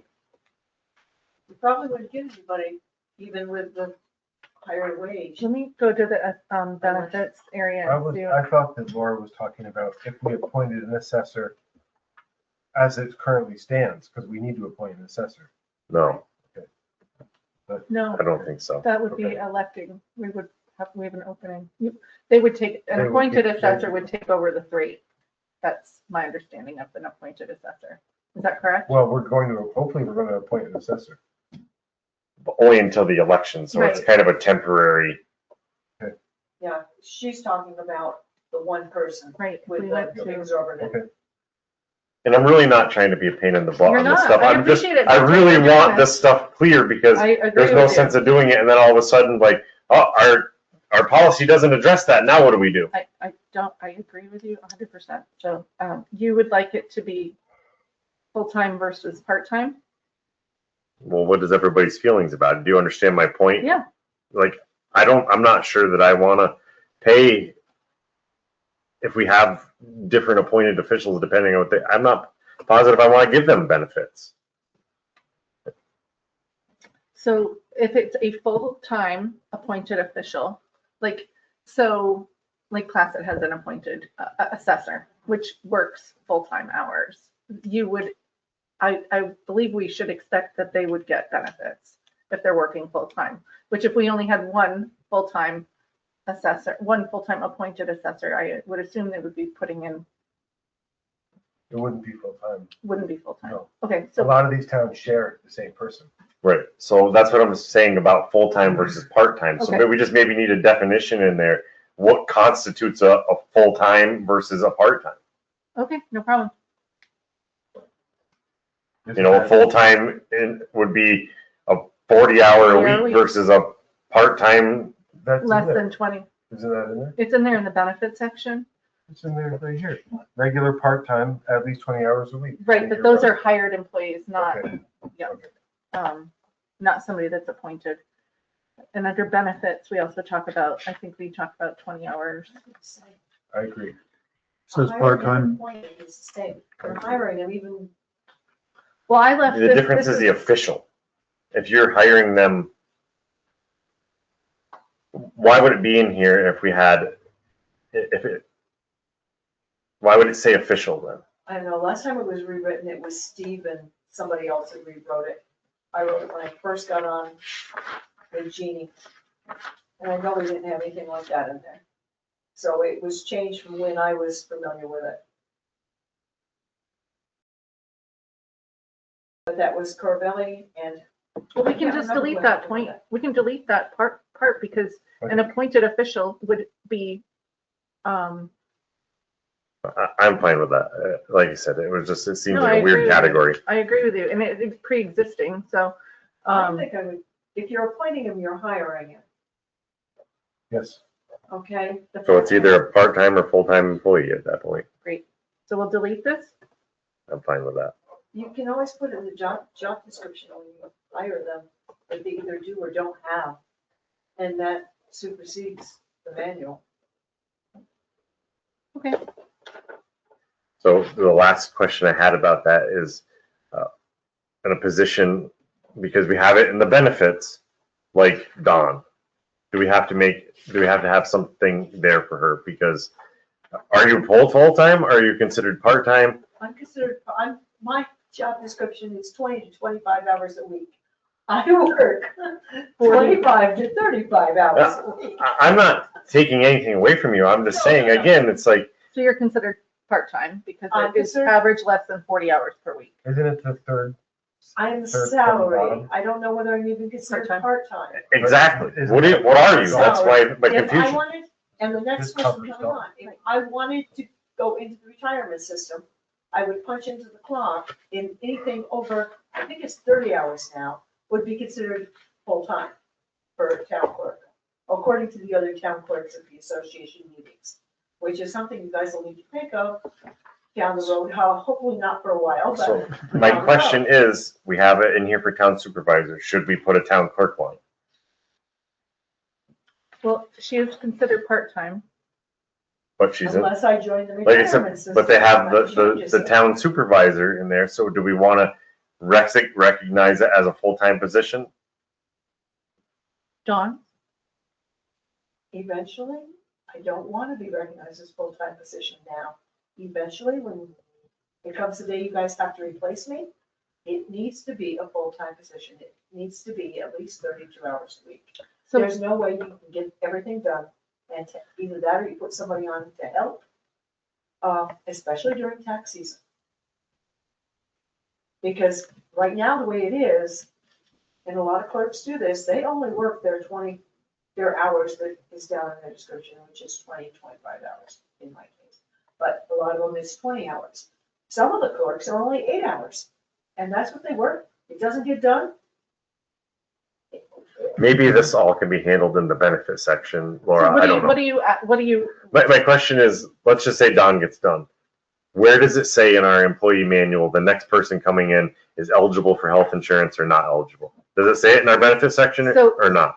in this section, if you look at part-time employees, it says they may be eligible for some of the town's other benefit programs as decided by the town board and indicated in this handbook.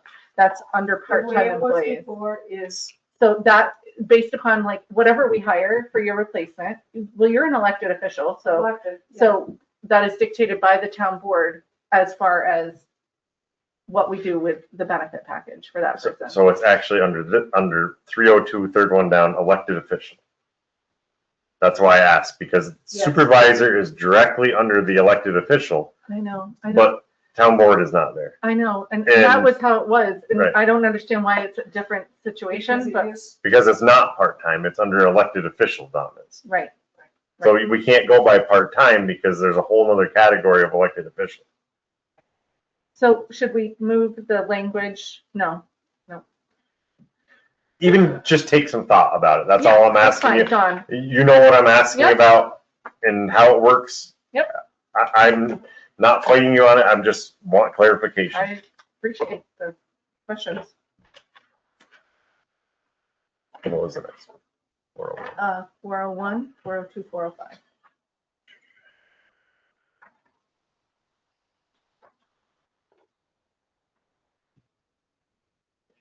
All right, so this is benefits eligibility is dependent upon various factors, including employee classification.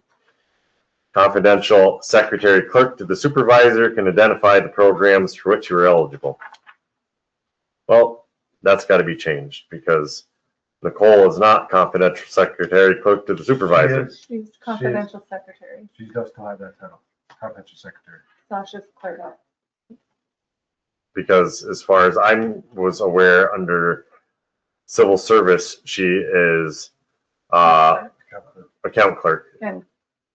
And we did not say confidential secretary for Nicole, even at the organizational minutes. I think we did. Probably did, because you questioned that. I don't remember.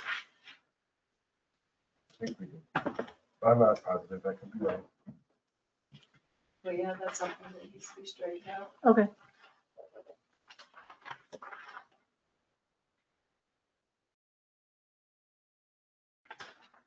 Okay.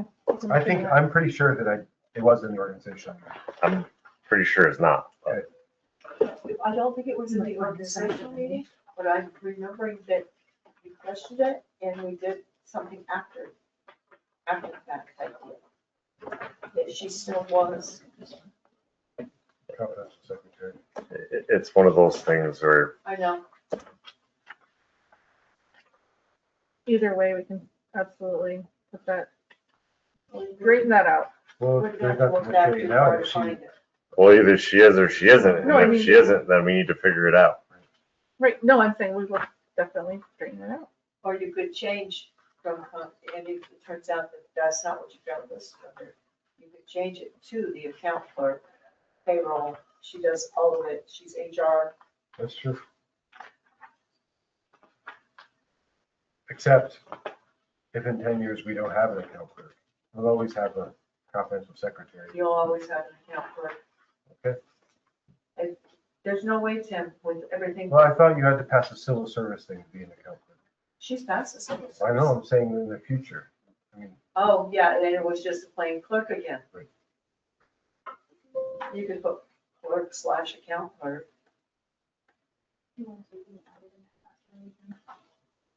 I don't think it was in this one. You don't think it was in that one? Afterwards. Okay, so you But I'll would, look. so Or you we'll guys- clarify that, no problem. One way or the other, we'll clarify that. 402, there was all types of questions, and I don't know how we ever decided about the health insurance, because like eligibility is in there for regular part-time employees.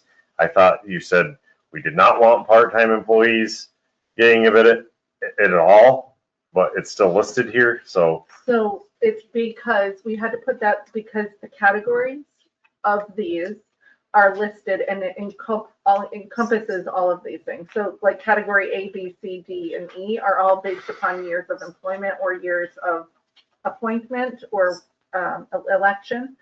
So that's, I believe that was already there because of those reasons. And we added that the eligibility would exclude, for the health insurance, exclude the town board members. And that's up for discussion as well, because that was discussed as it had been part of a perk package to like entice. sensitize people, right? So, and that no longer appears to be, so I don't think it's necessary for future board members to have that as an option because it is financially, costly. So, but that's what was added, and that eligibility was in there because it talked about the different types of eligibility, not saying that they're entitled to it. It just has like those categories include those things.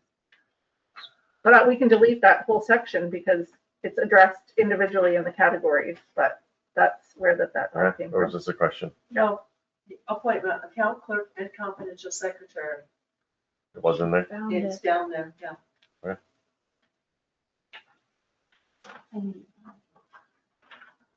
Thank you, Don. No, thank you, Hannah. She had the notes Thanks, with her. Hannah. Mine are in the other room. thanks, Hannah. So that's what's that. Horrifying binder came handy. Yes. So my question just goes back to category B again for the same thing. Yep. Like about part-time employees. So we took it away from elected officials, but technically a part-time employee, as long as they work a minimum of 20 hours a week, will be provided health insurance. On a year-round basis. Well, yeah, Really paying for part-time employees? Why, they don't exist. yeah, but they could. They could. Let's just say we had, this is a long stretch, but again, we're trying to protect the town in years to come. We have a youth center employee that works over 20 hours a week. We're gonna start offering health insurance for anybody that works over 20 hours a week on a year-round basis. No, these are part-time elected officials. That's not what it says. It says Where- part-time what- or What section are they? category B. Category B. So that only applies to, so the categories are based on year. So so now we're up to category E. So category B, that only applies to people, hang It on. says working after that. It doesn't, Right, hang on. There was something that was discussed at the table. Let me wrap my head around the, hang on one second.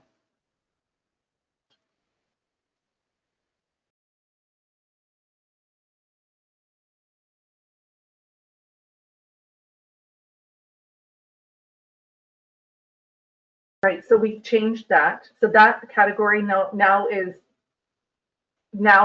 is stuck in time. And then category E, it now changes that part-time elected officials portion to, just talking about the elected officials, working greater than or equal to 20 hours per week, taking office office January 1st, 2026 and thereafter. So that's where we've taken that section of category B and turned it into something that only applies to this certain bunch. I agree, but Okay, so you're referring to the part-time employee. because it doesn't say and, it says or. Okay. So we take out the elected officials, My question is part-time employees. right? Where are they addressed? Because according to this, they're still eligible. Oh, my thing. Sorry. I think she needs the car. Oh, she needs the car. Sorry, I everyone. think it's in there. I think it's in there. People just doing a little dance out there. They need Thought they were the, doing a rain dance there for a minute. they need the keys for the leashes, so, I'm sorry. Thank you. Sorry. Part-time employees.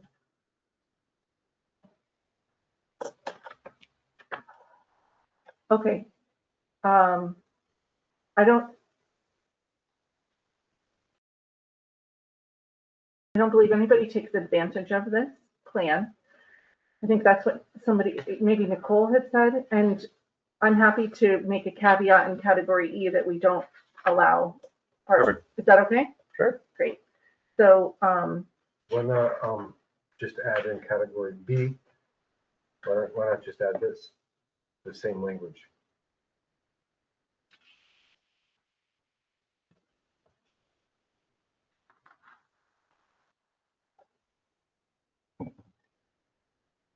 okay.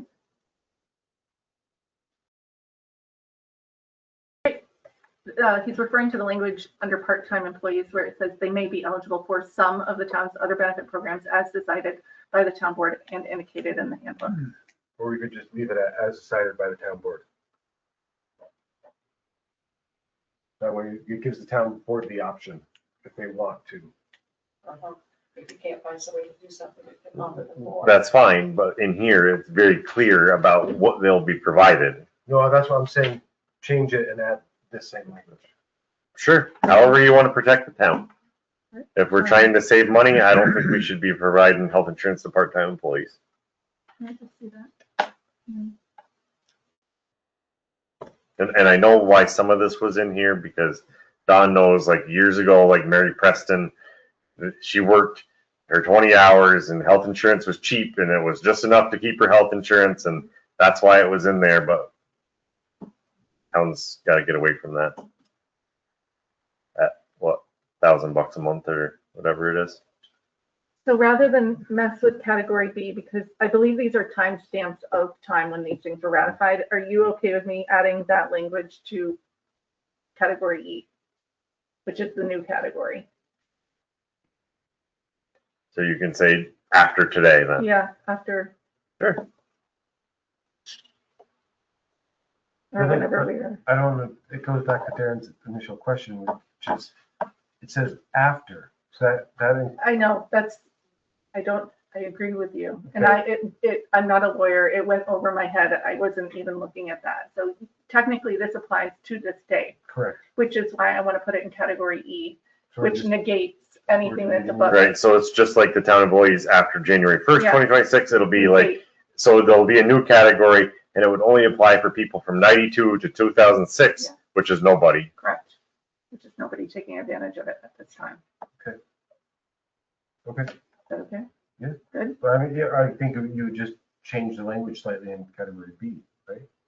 She's saying basically we can't because that's an existing category, and if we change it, then we're changing history almost. Right. So if somebody came in and said, hey, I'm a part-time employee, I would like benefits.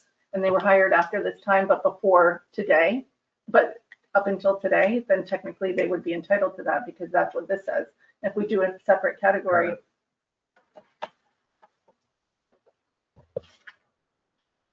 That's Okay. kind of a crazy thing because there's nobody that exists, Right. but Correct. So if you're a part-time employee, elected official working over 20 hours a week, taken office after January 1st. They may be provided health insurance and pay 50% for a single plan coverage. Mhm. So that's part of the, New regs. And that would like be for Dawn's position. And actually, that was in there before that, passed by resolution.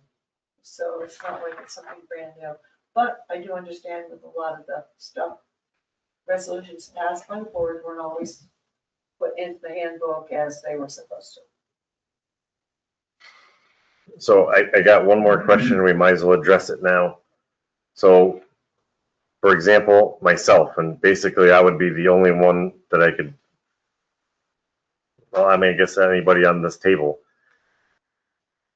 So it says if you're a town board, you pay your 50%. Mhm.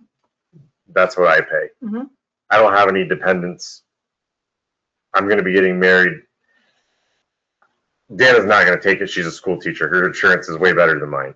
However, let's just say for whatever reason, she wanted to be put on mine. The way it reads now, I just pay 50% for everybody. You have it for the people from here on out paying 100% of all additional costs. What about me? Would I pay up? Grandfathered in? I don't know. That's what I'm You asking. would be up until January 1st.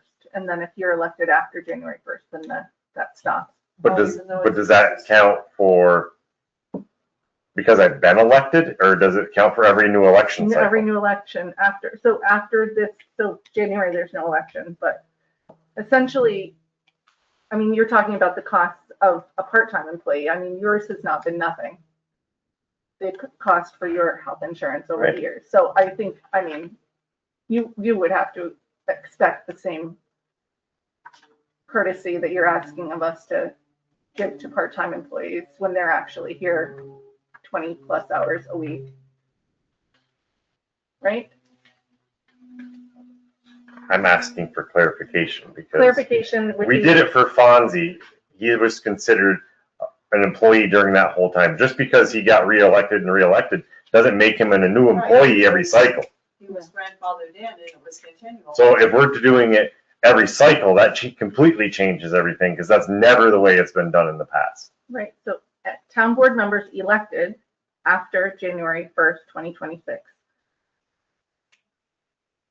Now, it didn't cover somebody, say like somebody was elected, then they weren't elected, and then they came back Right. again. Now, But that they've was a been a problem. continuous It had elected to be official. continuous. And it was kind of written like that. We had, Well, that's I think for the 2 different retirement. times That's for the that somebody- retirement. This is just for. Well, because I might as well lay it out on the table. If no, your retirement, you can leave the job and come back and pick up your retirement. Well, this is, New York State retirement, this is for the town. So the town retirement, is New York State retirement. I understand, but I'm telling you what the handbook says.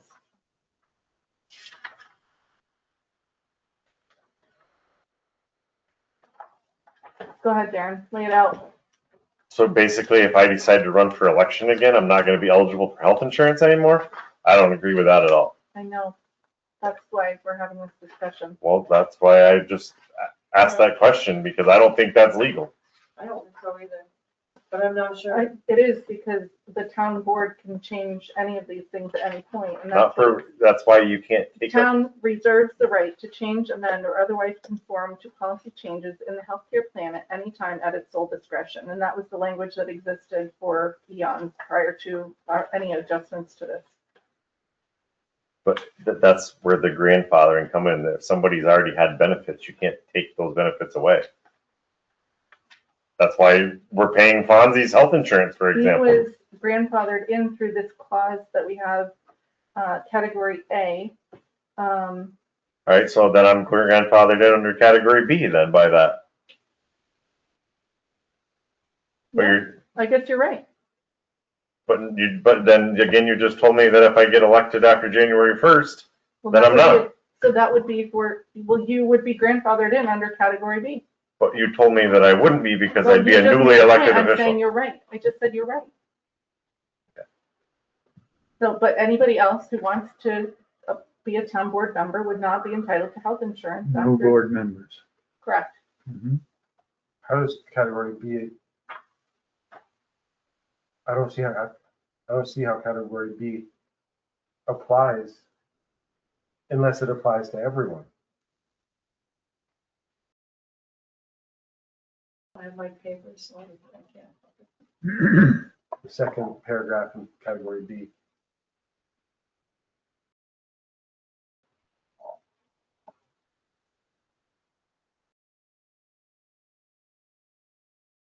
Where this all got brought up is because, like I said, it says we may pay all additional costs for the dependent coverage.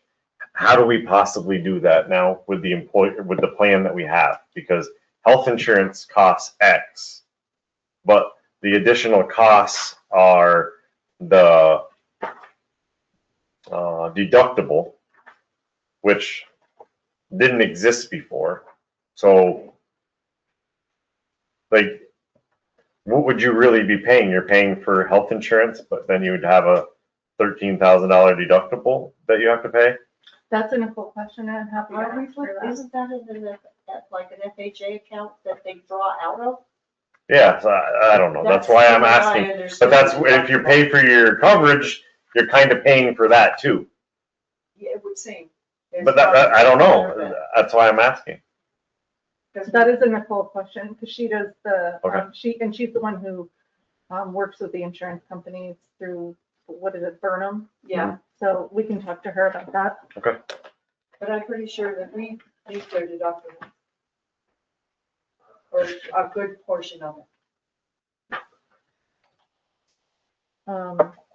I have to find that language for the consecutive service, something.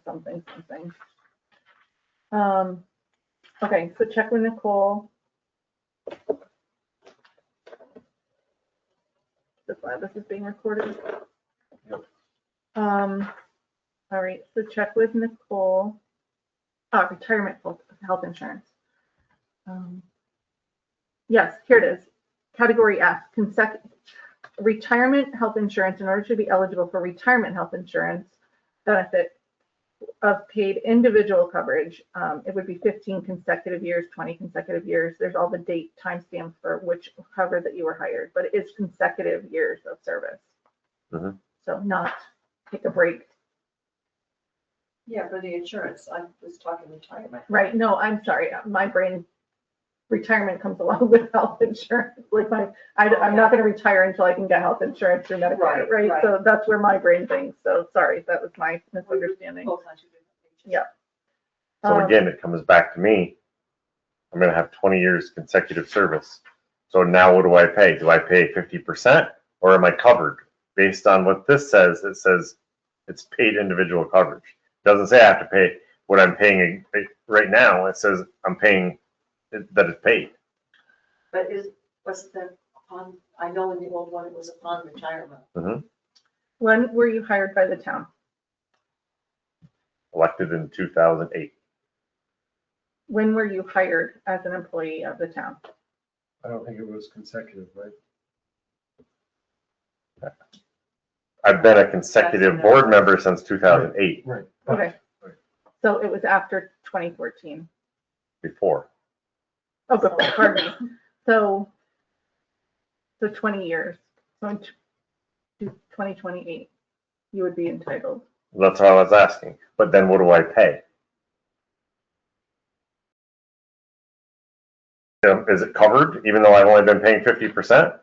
Again, I'm not just asking for myself because this probably will never be an option that I'll even take because Dana's got great health insurance. So I probably will never have this, but I would like to know the answer to it. I agree. And this is how that's why we're talking about the handbook, because this is all up in. And it could happen. Very It could be unclear some, for anybody. maybe Hannah's going to be here for 25 years. At least. Well, who knows? I'm just saying, anything's possible. I don't know if there's been another board member that's been on for 20 years and since the 60s. Who knows? I'm definitely the longest serving in many, many years. And the only person that this would even be an option for. I also will have to check with Nicole on that. But I believe paid individual coverage, right? Doesn't. That's what I'm saying. Say 50%. Exactly. So that was my question, because it's not answered.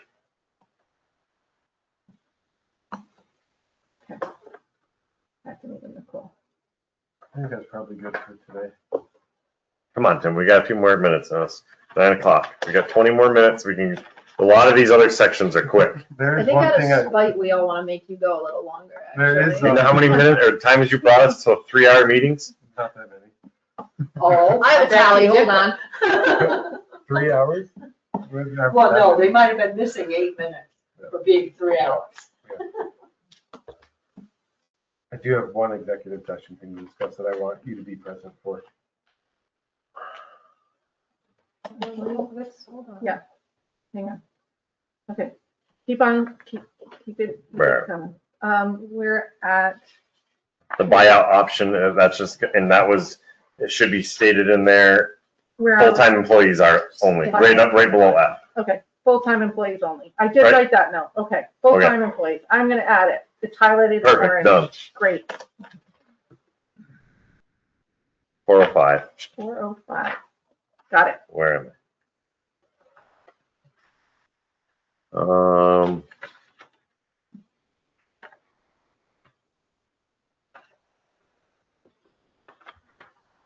And it's about the carryover.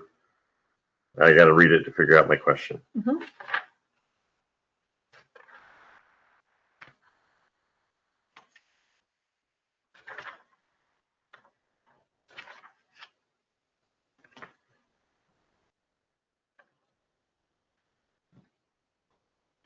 And I don't know what my question is there because I think that's the way it is now. So maybe my question is, what changed there? Because you have it in Cobra. yellow. Yes, so Cobra is now up to 36 months, whereas it used to just be 6 months. No, I'm talking about vacation time off. One paragraph, second paragraph from the bottom on B. 405? Maybe hold on. On 404, I'm sorry. 404, okay, hang on. 404, second paragraph. I had an X next to it. I don't know why. Maybe I'm just wondering what changed there. Why is it in Second. yellow? Second paragraph. Because I think that's what it is now. Can't they carry over 80 hours? Hasn't that been like that for years? It was never part of the handbook, so. But if resolution Yes. was passed, it Yes. did get put in there. Hang on one Okay, second. that was Let my me- question is let what me- changed? Why was it in yellow? It was asked to add, let me just double check, make sure. Vacation time. Yes, so, previous language was carry over unused time to the following year only if approved at the discretion of the department head. And that was ratified by a resolution saying that it could be this language. And that was verified by Louis and Eddie. That's why I said nothing Okay. changed. So I just was It wondering. didn't change technically, but it changed Gotcha. paper-wise.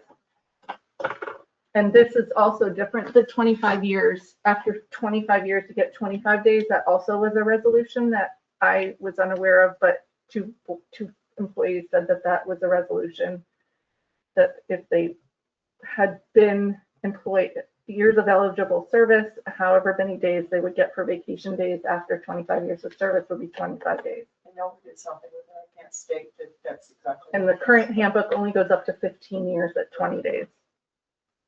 And I think that's probably as far as they went at that point. You know what I mean? We didn't have anything that was long until now.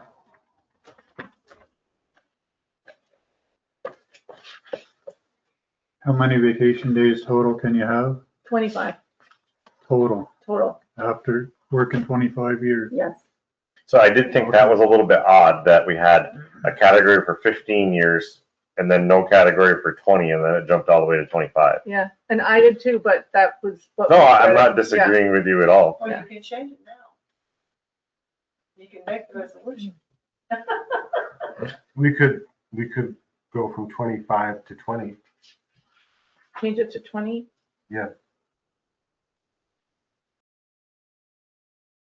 And then do we want a new category of, I think 25 or- 5 weeks of vacation is good.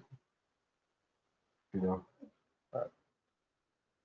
I'm not disagreeing. I'm just, 6 weeks, yeah. that's a lot. 6 weeks. And also, we don't have a ton of people that stay here for 20 years, so. It wouldn't be a huge. I think it's good. Not an- I didn't really even have a question about that. It was just, Okay, so 20 years? Yeah. I can do that. Yeah, orange.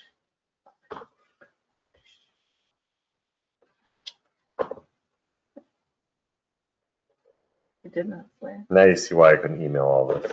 I get it. I'm glad. I really am. Should have been a special meeting. Probably. Okay.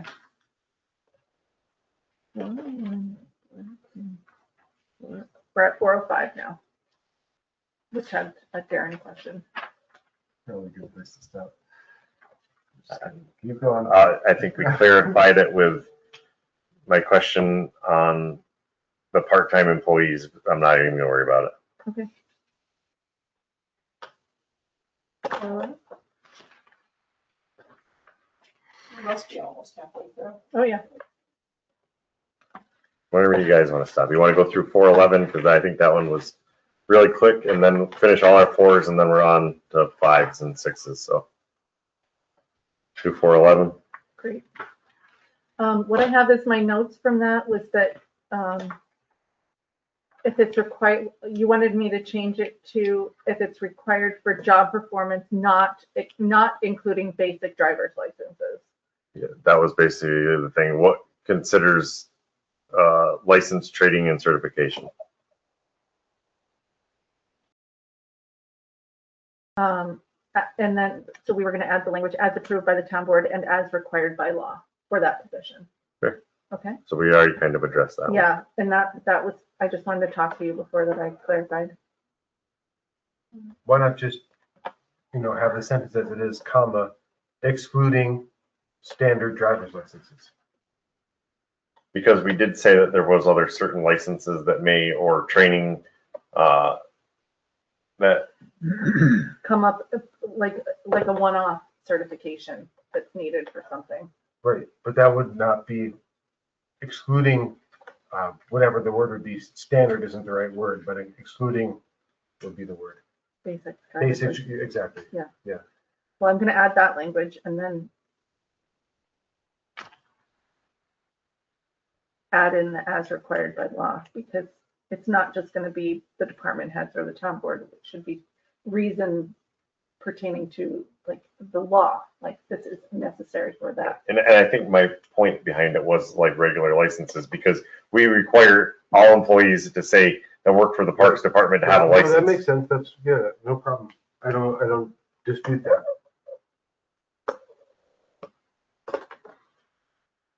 But I don't think it's necessary to have required by law. Okay. But, okay. Yep.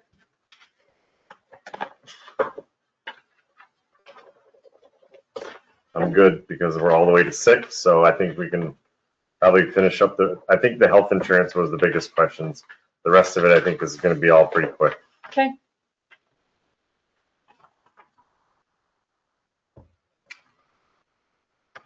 Good. Next time. Let's see. Do you want something else? What do you mean? You said an executive session with Dawn. Yeah. Can you turn off the, all right, motion to go into executive session to discuss a legal issue. Is there a second? Second. All in favor? Aye. Opposed? Carries. Are we're not going to be making No, any decisions, no. and the meeting, as far as the public is concerned, is adjourned.